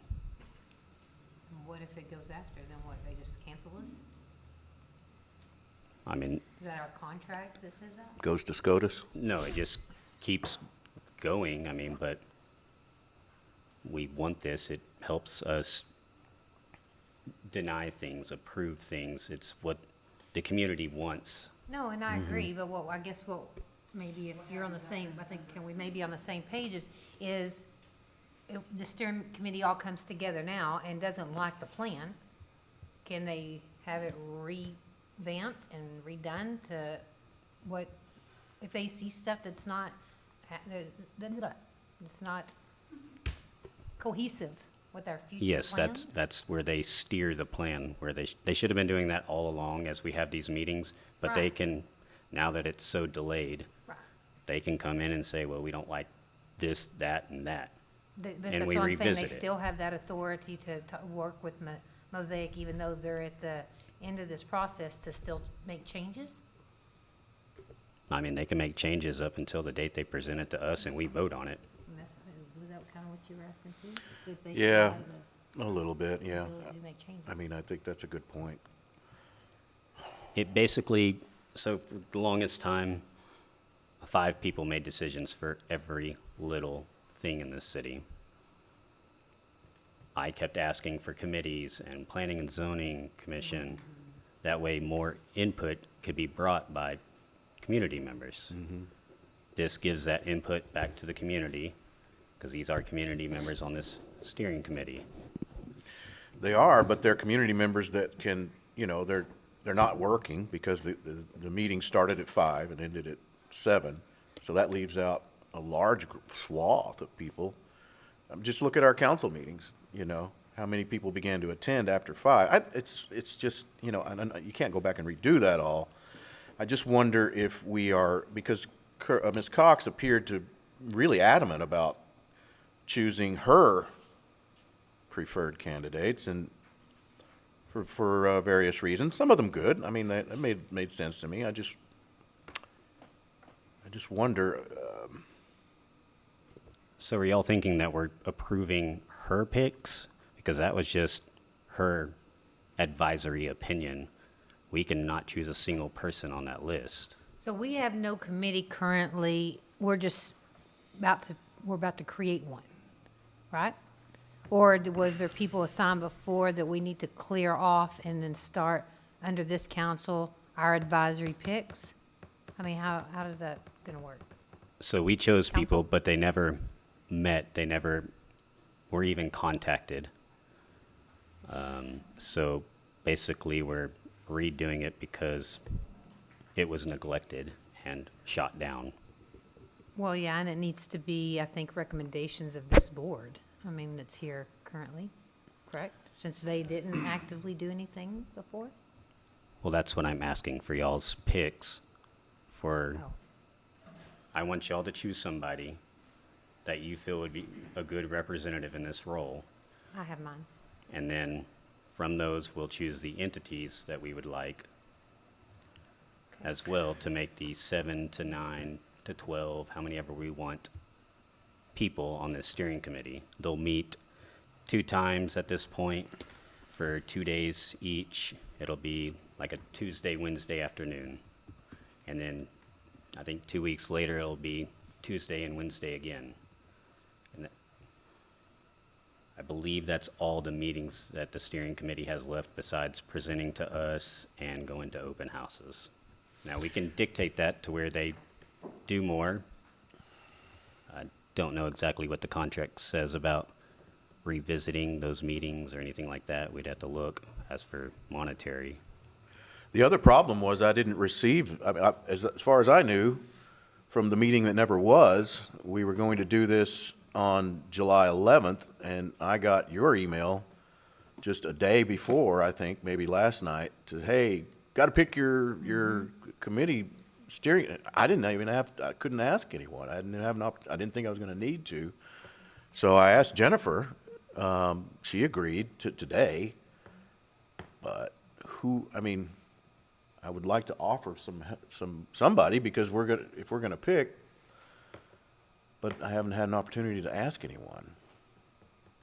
So the email you got last night was just a reminder about this meeting and a couple bullet points of, hey, don't forget these are going to be on the agenda. We can table it, but if we table it to July, we're looking at, I already have a pick. She so said I- July 11th, if we give her a list that day, everything will be good. How many did you, excuse me, Roger, go ahead, I'm sorry. That's it. How many do we have to, how many people are we supposedly picking? 1, 2, 3? so if we do it the same way we did it last time, each council member gets a pick. Staff got a pick. We chose entities. Here, let me pull it up.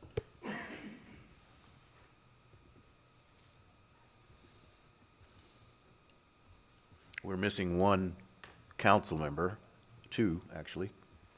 So we may have to choose 2 between us, I guess. Oh, I, Don't take mine away this time.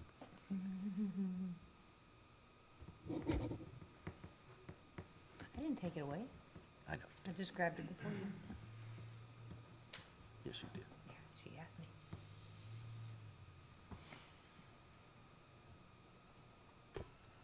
So last time for entities, we chose the area engineer for TxDOT, the superintendent for Godley ISD.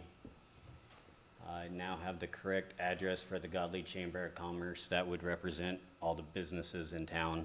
They would choose a representative.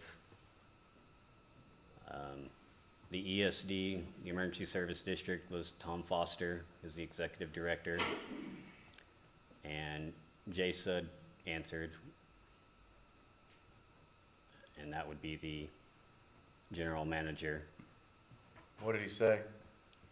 that they were interested in doing it, but this was months ago. They're most likely still interested if they're in the same position. I would just contact them again to make sure. What about the ESD? It's still Tom Foster, so he was very adamant about getting a relationship going with the city of Godley again. Good. For council, we each chose somebody. Obviously, we would choose again because it's a new council. And then we chose 4 from the ETJ, 2 from South, 2 from North. And that was Trennan Massengill, Ricky Roden, Julie Eastman, and Kayla Lane. And then we can't do students, so. So if y'all would like to choose one, we can choose 1 or 2 from the ETJ, however y'all want to do that. And then choose our entities, and I'll get a hold of those entities to see who they want to put on there. I'm gonna nominate Jennifer. She's agreed to do it. She's got a business in town, pays sales tax. That's what Carissa was after.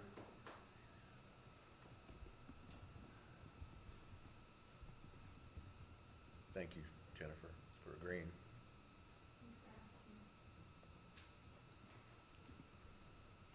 Julie, have you been going? That's my pick.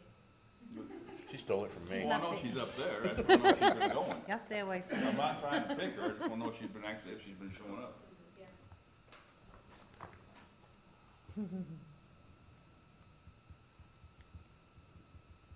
And my pick is Julie Eastman.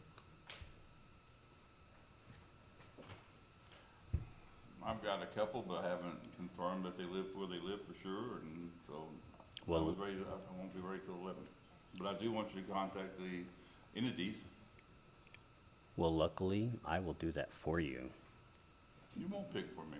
No, I will vet them where they, make sure they live in the city limits or ETJ, whichever you pick, and Let me make sure, the ones that showed up on her list, the catcher sides, they live in city limits. I'm okay with them. I got one more I'd like to, he hasn't confirmed or denied, he hadn't confirmed yet if he wants to do it. I told him we didn't have to do it yet. So we have 2 from the south, 2 from the north, and is that it? Or what, because is there any other areas that we need any from? I mean, council was gonna traditionally pick from the city, because it's a city steering committee. But we wanted to include the ETJ with 2 from north, 2 from south. That, because we do regulate in the ETJ and we affect them. So your choice is still the same? Yes. So would that be considered your personal pick or a city pick? That would be my personal pick. He lives in the city limits. Yeah, I just didn't know, so we need 2 more then for the city spots. I mean, if that's, More the better. I would say no more than 10 people total, including the entities. How many do we have then? Right now, I'm showing 6. Are all of those up there going to serve? Is that correct? This is just what we chose last time. Yeah, no, All this is who we got this on. So I have that one, you have that one, Mike has that one, so Roger's gonna come up with one, the staff will come up with one, and then we have the, Johnson County SUD said they're interested in ESD. Then we need 2 from the south, 2 from the north. Who's picking the south, north picks, et cetera? We do. We do. Should we do that now? I mean, I would like to get her a list of people, that way she can start contacting them, and, because they're gonna have to set up meetings, but Can we see who the picks were before on the north and south, please? And you said that Trennan had said that he would do it. Is that right? yes. I like that choice. So if I have another pick, that would be one. Uh-huh. Then we have a volunteer over here. We have another volunteer over here, Terry Goodlow. Are you in the north or south, Terry? I'm in the city limit. Okay, so I'm gonna rephrase this. We will pick from the city limits, and then we will pick 1 or 2 from ETJ North and ETJ South, and then we're gonna choose our entities.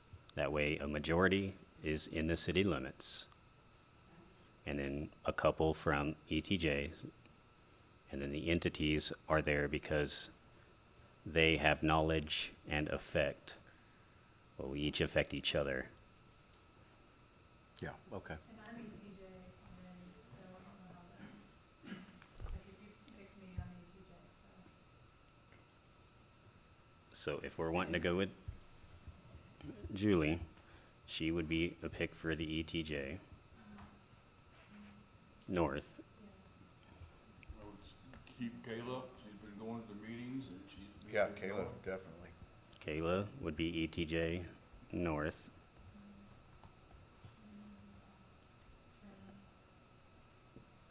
Who do y'all want for ETJ South? Massengale. Be my pick. Is that good with everybody else? I don't know. I don't care. Okay, so Trennan for ETJ South. We can do another one. We don't have to do another one. I don't have another one. That Where do you live has at? agreed to. Star Ranch, here in So that's city limits. So let's move on from ETJ. Now, each council member choose somebody from the city limits. Thompson, Jennifer Thompson.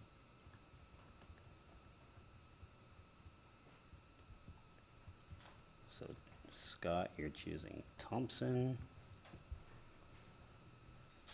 Misty, do you have someone in the city limits in mind?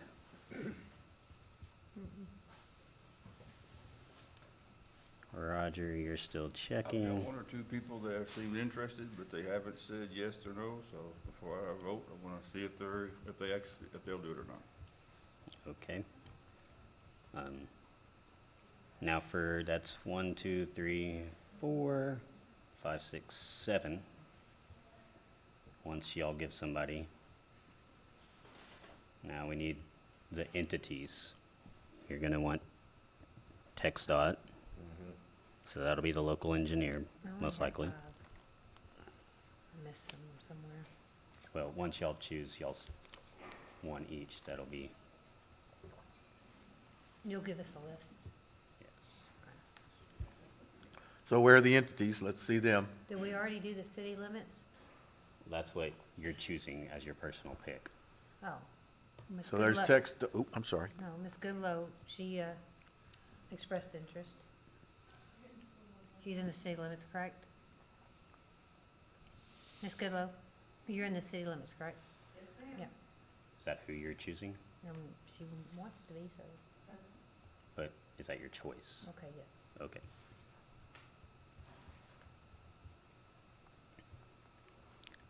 So for the entities, TxDOT, the ISD, the ESD, and JSUD are the primary ones that will be affected. We threw in the Johnson County Builders Association and the Chamber to represent development and business. We don't necessarily have to have them on there. Well, we had, Right now, we're looking at 11 if we keep those two off.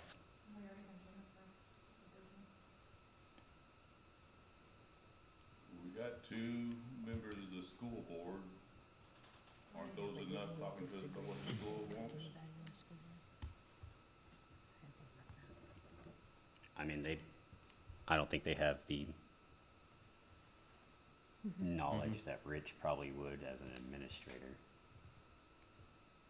So we either get rid of the school district or say no to school board members.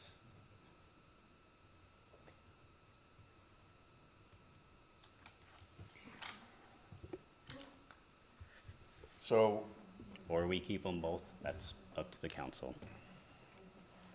we'll Well, have if you- 3 school board representatives there, Kayla, Terry, and Rich. Yes. Representing a citizen of the city, not the school board, so that Well, I get you, but, you know, you are a So- school board representative as is Who, Kayla. who decided, Rich? Dear? That's who whenever I ask the school district, that's, Oh, okay, okay, Yeah. they're representative, okay. So that would be 3 from, okay. Well, two of them need to talk, like I say, like, they represent their town or their north side of town. They don't represent the school in this. They represent their community in this, not the school is what, I don't see Kayla. Oh, there she is. Is that, am I correct, that y'all represent? Correct. You do not represent the city, the school? Correct. I'm Okay. representing the citizens. All right. I'm fine with that then. And really, even in the end, I mean, while, of course, you know, want to make a careful pick, these individuals don't really, They don't vote. yeah, they don't vote, they don't have any authority to do it, they just represent what Mosaic has come up with, what the citizens have decided. I attended every meeting as well with Mosaic. Yeah. You have to, yeah. Yeah, I get you. No, I know it means something, but in the end, even whatever Mosaic gives us, We decide. we decide. If we want to, we'll change it. Well, what he's saying is that when it all comes down to the finalization, then we're gonna look it over and then we'll say whether we feel like that those recommendations are good recommendations. Yeah, if So we don't want it just- multifamily over there, not gonna get it. Yeah. Gives a buffer. As much as we can do, given Austin, I mean, is really starting to pose us all. So yes, Thank we you do for being have here. ultimate authority to say yes or no, but you put committees in place because it's a conglomerate of citizens, and it's not just us making the decisions for everything. Got you. So do we have any spots open? My spot's still open, Good. but I'll give that to you 11th.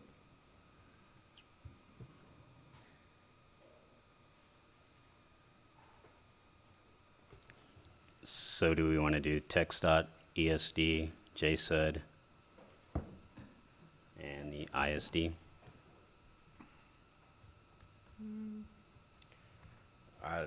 I don't know why the ISD. I'm sure there's a logic. What is the logic behind that? We feed a lot off each other whenever it comes to development. They need to know where schools are going. We need to be able to plan for things. They get information from their people. We get information from our people. It's a back and forth sharing. Yeah, I was Okay, gonna say, I mean, they let's have do to it. plan bus routes, they have to future plan their stuff as well, right? Yeah, let's do it. Okay, I'm good with all that. So all of it's good except for well, Roger when he talks to his people. Okay, then I'll make sure all these people are still interested and get with those entities to see their pics and send that over to Carissa, and whenever you get yours, I'll let you know. does that sound good? Yes, sir. It does to me.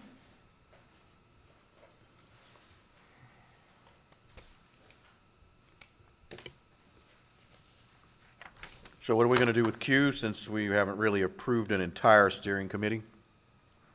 Table it? What do you think? Table it till the July 11th meeting? Yes. Make motion to table item Q till the July 11th meeting. I got a motion, do I have a second? I'll second it. I got a motion and a second to table item Q till the July 11th meeting. Any further discussion? No further discussion, Scott? Aye. Yes. Yes. Yes. Motion to table passes unanimously. Item R, recommendation for approval of a final plat for lots 1 through 8, Block 1, Lot 1, Block 3, Lot 64, Block 4, Cornerstone Ridge, Phase 1, being approximately 23.809 plus or minus acres of the International and Great Northern Railway Company Survey, abstract number 1003, the Wilson West Survey, abstract number 907, the Thomas Toby Survey, abstract number 845, and the William Chair Survey, abstract number 130, located in the city of Godley, ETJ, Johnson County, Texas. So this is over close to my, oh, is there discussion time? All right, this is over near my mother's place, and what's next, it's across the street from her, down 11, or 1232 a little bit, but what's there are a lot of gas pipelines. So I'm curious if you know anything about the engineering, about running this, running concrete over these pipelines, and nope, not going, okay. Again, I don't have a P after my name, I have a JD. What about you? What do you think, ma'am? I don't mean to call you you. I'm old and forgotten your name. Jennifer Vanderland. Jennifer, thank you. I'm sorry. I have your card. When it's a plat that Johnson County is reviewing and there are pipeline easements, gas lines, utility things of that nature, especially pipeline easements, we request that the developer, the property owner, secure an encroachment agreement from whatever company owns or operates those lines, because we've seen some companies that won't even allow you to place trash within those easements. And so this way we ensure for the end property user, someone is already on notice as to what they will allow. Whether or not an agreement like that exists for this project, I do not know. As far as this project overall, at my last check, there was still not a signed ordinance adopting this property into the ETJ. So my comment remains the same as it was at the previous meeting. City of Godley does not have the authority to approve this plat. Unless something was signed by your council and filed with the clerk's office yesterday. What say you? So this came up a couple weeks back, Cornerstone Ridge, I believe there's several phases that are in this development. And if you recall, she was here with the commissioner and they made the same argument. And, as Glenn had explained, and I think y'all were able to confirm, council did take action to annex this properly. The only thing missing is the actual ordinance, putting it in writing, which is on our to-do list to get done. And again, I'm happy to finish that or pass it off to your new attorney. But the only thing that matters as far as the law is concerned is whether or not y'all have taken the action, which you have done. So our advice is the same as it was a couple weeks ago. You have taken appropriate action. You can take action now. What's the status on the shot clock? So I'm not sure when he received this. Let's see. I'll pull it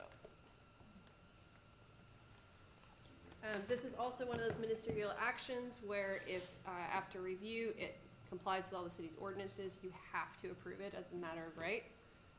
But I'll check the dates for you. Do you have anything you wanted to add? No, sir. Were Thank there you. any other questions for me? Thank you very much. No, Thank ma'am. you. So you want us to what was her final on that? According to my legal counsel, you do not have the authority without that filed ordinance. But you're free to follow whatever your counsel recommends, and we'll see what happens. Okay. So I still have an issue that we have an ordinance, but it's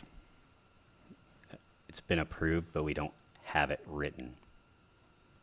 That's kind of an issue. Yeah, it is. What was approved if it's never actually been written? How do we know that, Nicole? What was approved if it's never been written? Where are the notes, the data? So again, my understanding that this was voted on, I think in December. I believe December 6th. Okay, and so it would be in your meeting minutes. Of December 6th? We should have those. You should have those with you because we were reviewing those. It was before my time. Oh, no, wait, not, oh, yeah, we were. It was before us. No, I know, but, yeah. You have those minutes, Minutes, you got the minutes there? the minutes available to review? No, ma'am, I do not, because I really couldn't find any notes, because there wasn't anyone to take minutes. In December? Correct. They were here, weren't they? No, I think that the city secretary resigned somewhere around that date. Oh, okay. And that shot clock started on June 12th, Oh, so you have it conveniently. so let's Yeah. suppose, July 11th. what happens, in your view, there's no ordinance. So it's not in our ETJ, let's assume.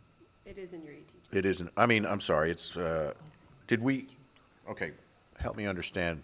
We wrote an ordinance to bring it into the ETJ. No. You passed an ordinance annexing it into your ETJ. Annexing, okay, so we can't prove that. So now we've got this problem where we're missing some data or whatever.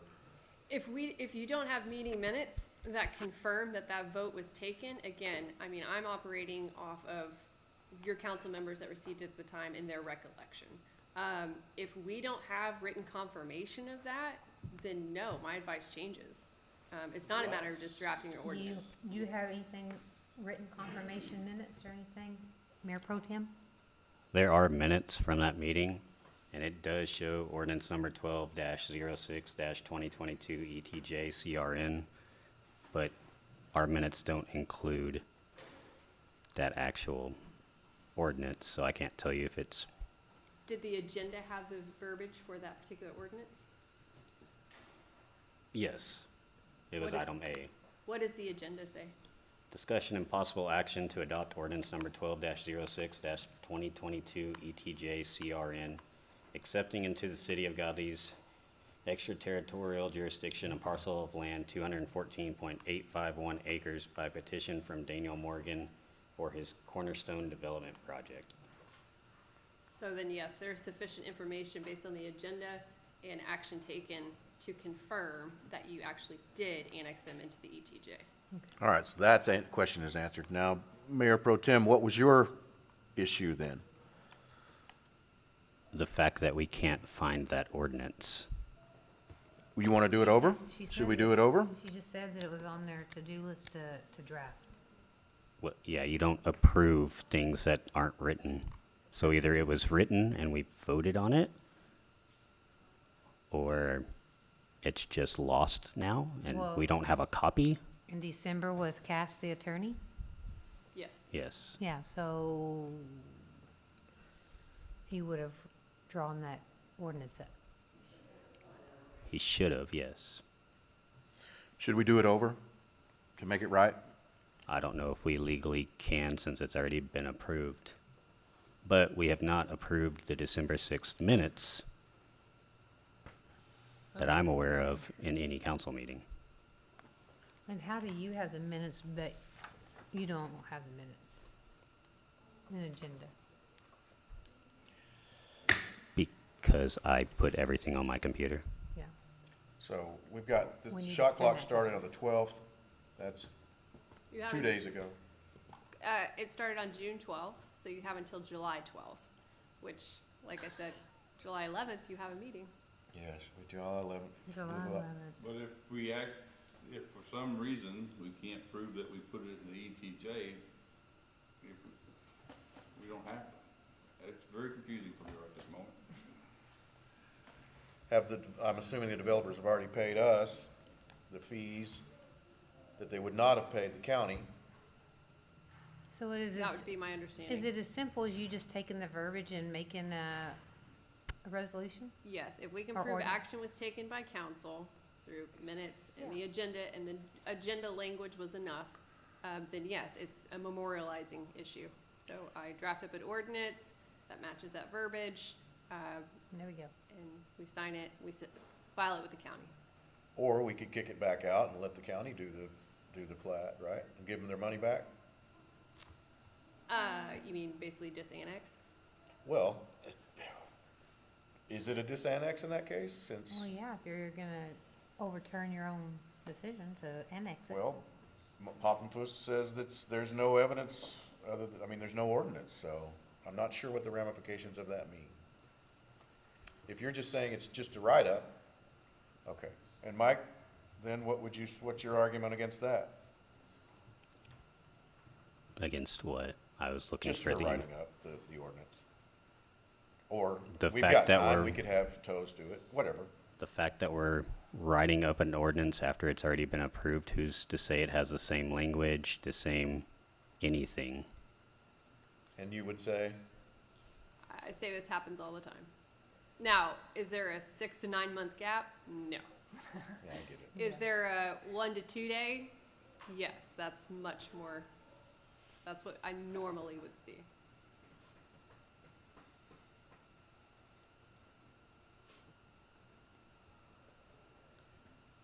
So it's been voted on, it's been approved. The attorney says she can draft an ordinance. It's annexed. I will say we've had minutes not reflect the correct thing in the past, so.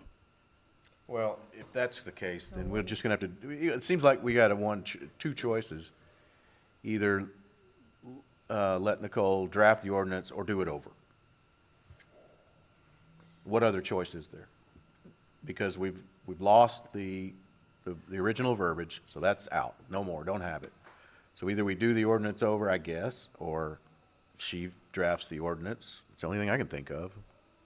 Right, I mean, I could memorialize what the vote was taken to reflect, the agenda and the minutes. If you want to go that route, if you still have concerns that you don't think that we have accurate reflection of the action that was taken, then we go under the assumption that it wasn't properly taken, they weren't annexed, and we don't have the authority. So we would I like have the first till one. July, I like the first one. whatever, to draft the ordinance and get it done. Correct. So basically, she has that to us, then on July 11th, we can approve it. So yeah, if you table it to July 11th, you're still within that 30 days. That gives you time to figure out if this action was actually taken, we draft the ordinance, we get it filed, then you can actually approve the plat on July 11th. If it comes out the other side, then no action was taken to properly annex, we remove it from the agenda because you can't make a decision. You don't have the authority at that point. And we give them back their money and they go to the county. Correct. You Okay. basically, it's an unwinding. Okay.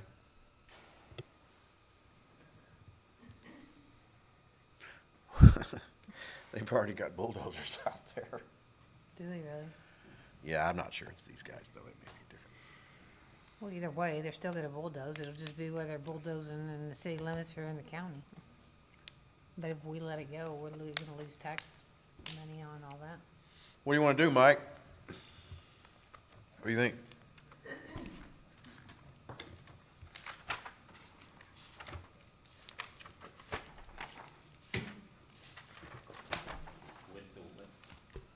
We can't approve it, right? Because, well, we can't approve it without the ordinance. And then just write the ordinance. That's kind of backwards, but you're saying that works. Yes, if we are all operating, and my advice is the same, if we're operating, that we have an agenda, we have meeting minutes that accurately reflect that this was properly annexed, then yes, you can take action today on this item, because it's just a matter of memorializing it via ordinance, which can be filed at any time.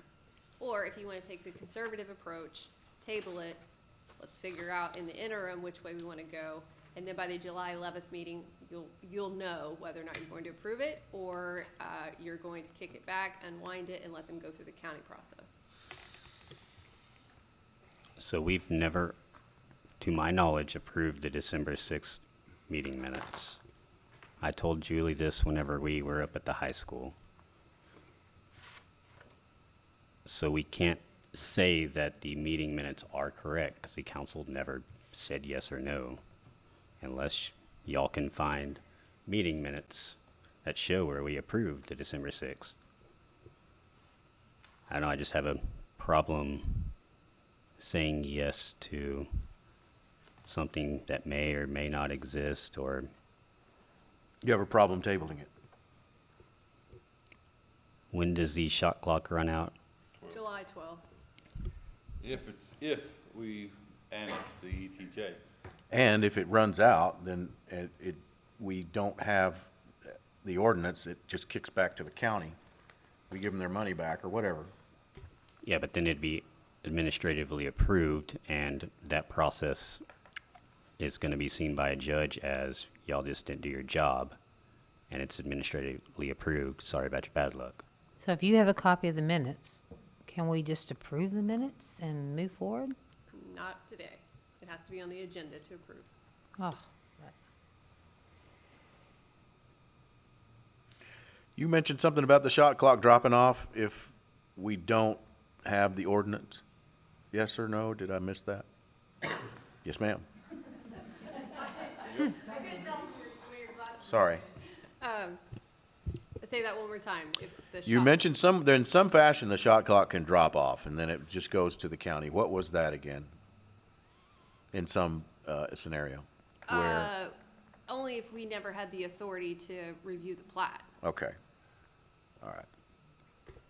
So I just pulled up my email from the packet materials for December 6th, and there is no ordinance in there.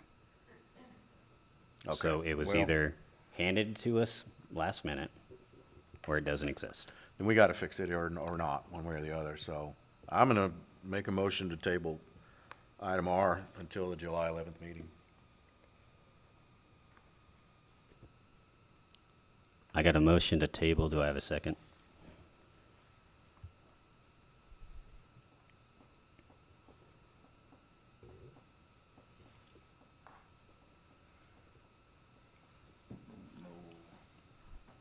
Motion dies for a lack of a second. Well, my question is, I have a question.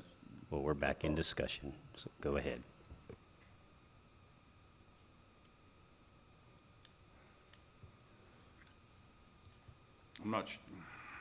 I'm not sure exactly what I want to say just yet.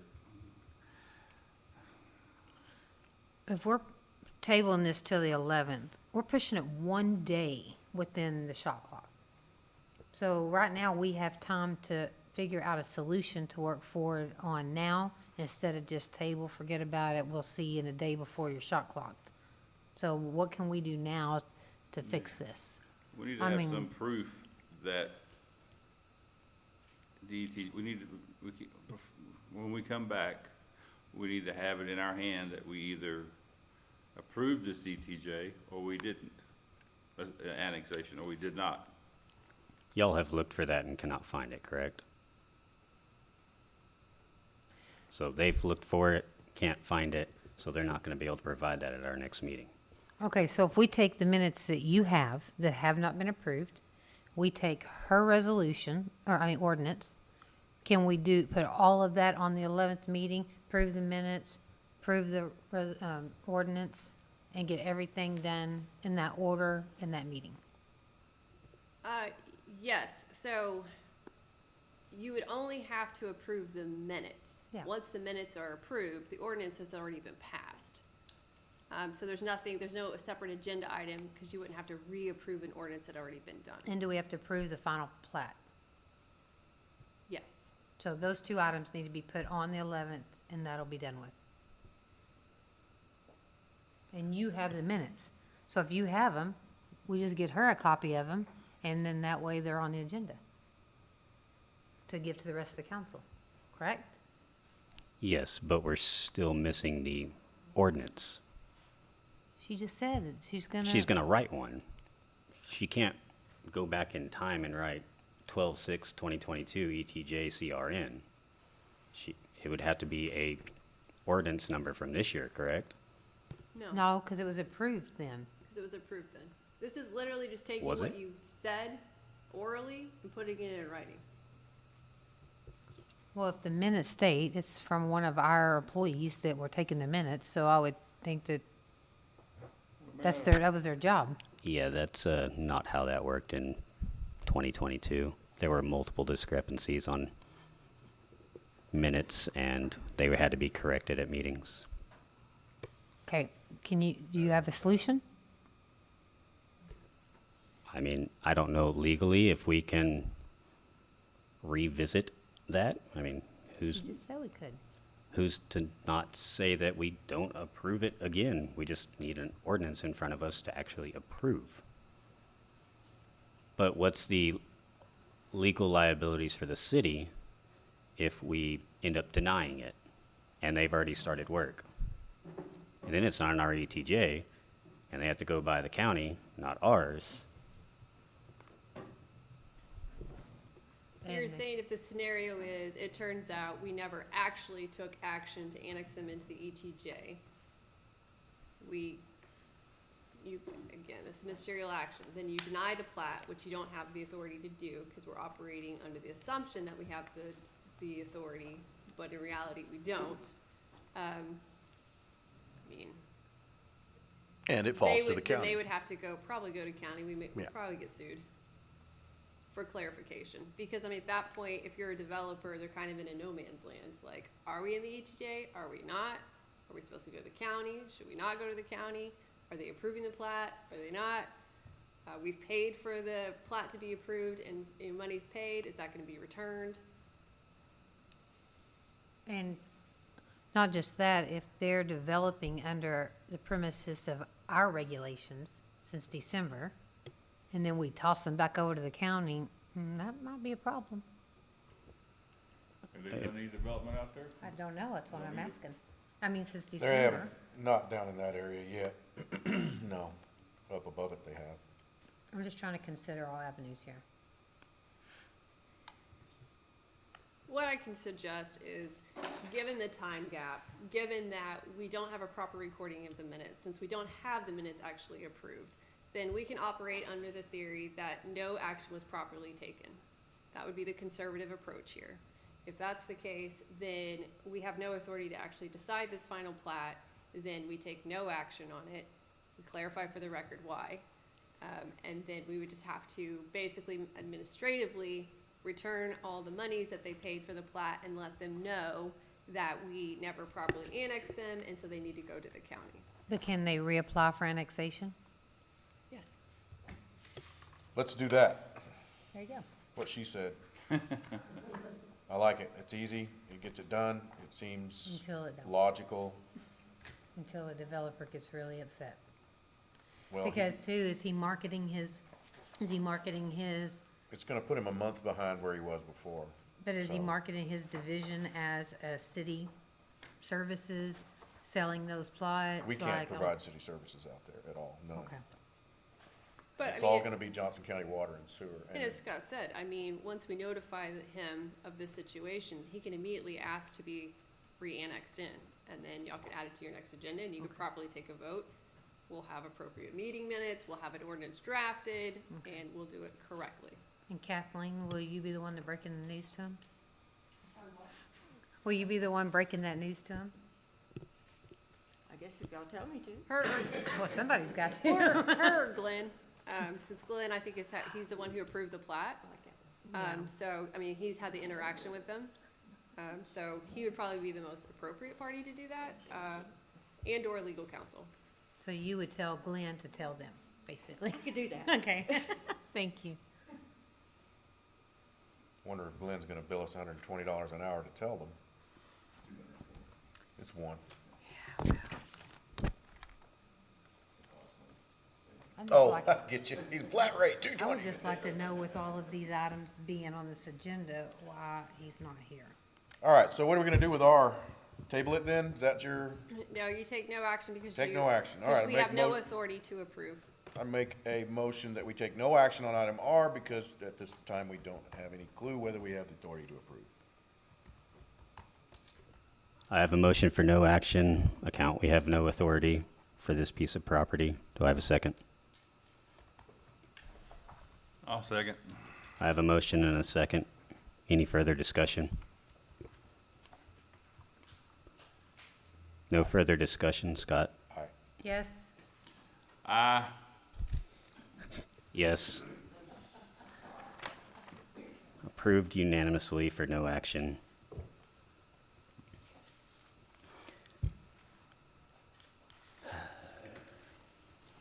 We can't forget this one though, right? So keep looking, keep in touch with Mike, and we gotta figure something out on it. Yes, sir. Thank you. And I will, again, I know that the legal counsel's about to change, but Thank today, you for in drafting the resolution, I will also send an email summarizing this, where I will copy both Glenn and Kathleen with direction of what to do. CC him. CC him. Thank you. And maybe even our new counsel, if you have his contact information. I don't, but it's, I would highly recommend, once that's signed, give it to me, so I can I make will. contact, so I I'll can make send it to sure you that, today. like I said, the transition's as smooth as possible. I'll send it to you today. Okay. Item S, discussion and possible action on approval of renewal of health, dental, and vision benefits through Texas Health Benefits Pool. One of the questions I had on this, I'm not sure how this works. Is there, because we do have the increase, is there a shop, can we shop around? I mean, or is this just through this organization? Benefits, packages. I was not privy to this information until a couple days ago. I would almost feel at this point that it would almost be too late to shop around to, you know, just because of the timeline of trying to get this approved, which would leave city staff without coverage. Okay. When is this proposal to become effective? 9/1. So sheet must be signed and received in Austin by 7/1 for the new benefits and rates to be effective for 9/1. Right here in the last, page, the last page. In the fine print, naturally. Right there. Oh, yeah, that is tiny. Okay. So we're shot clocking this to them. What happens if we just don't? I mean, obviously, I guess the rates don't stay the same and the coverage drops. Everybody loses their benefit. Is that what we've got here? Yeah. I believe that would probably be the understanding, yes. So when, just a curiosity question here on this. Where did you find this? Like, did they contact you, or how long have we had to, May 25th. oh, I see. So a month ago.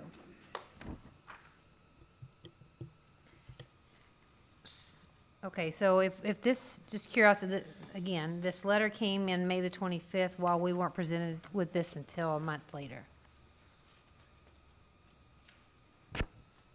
Did you find this did you just discover this, or is this something that has been sitting there waiting, or? Basically, I had spoken to the mayor about it, and we're working on trying to get it to council and the ball just got dropped. Okay.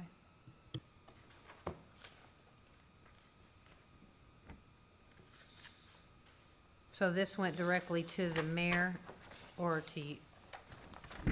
initially? Actually, it was addressed to me, but it did go just to the city of Godley. Okay.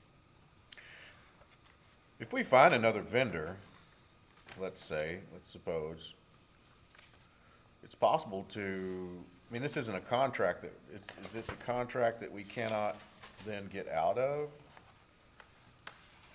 Not for 12 months once you sign it. Is that right? It's a 12-month, right? Well, sometimes, for example, on your house or car insurance, even if you pay up a year, if you get out of it. If you want to change, yeah. Yeah, you get out or find another vendor, they usually refund your money. Do you know anything about this, Nicole? About these types of issues? I don't, that's All not right, typically what all right. council's asked about. Well, I don't know what option we have here, other than to approve it. It would have been nice to have the representative here to speak on this. So when is the window where it cancels?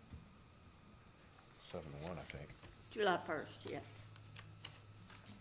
Do we have time to ask this representative to be at possibly a special call meeting to speak on this? This is an insurance company, So it, Well, we have a representative, yeah. an agent. that's 7/1 is whenever they want it. Our insurance doesn't actually expire until, yeah, 9/1. September.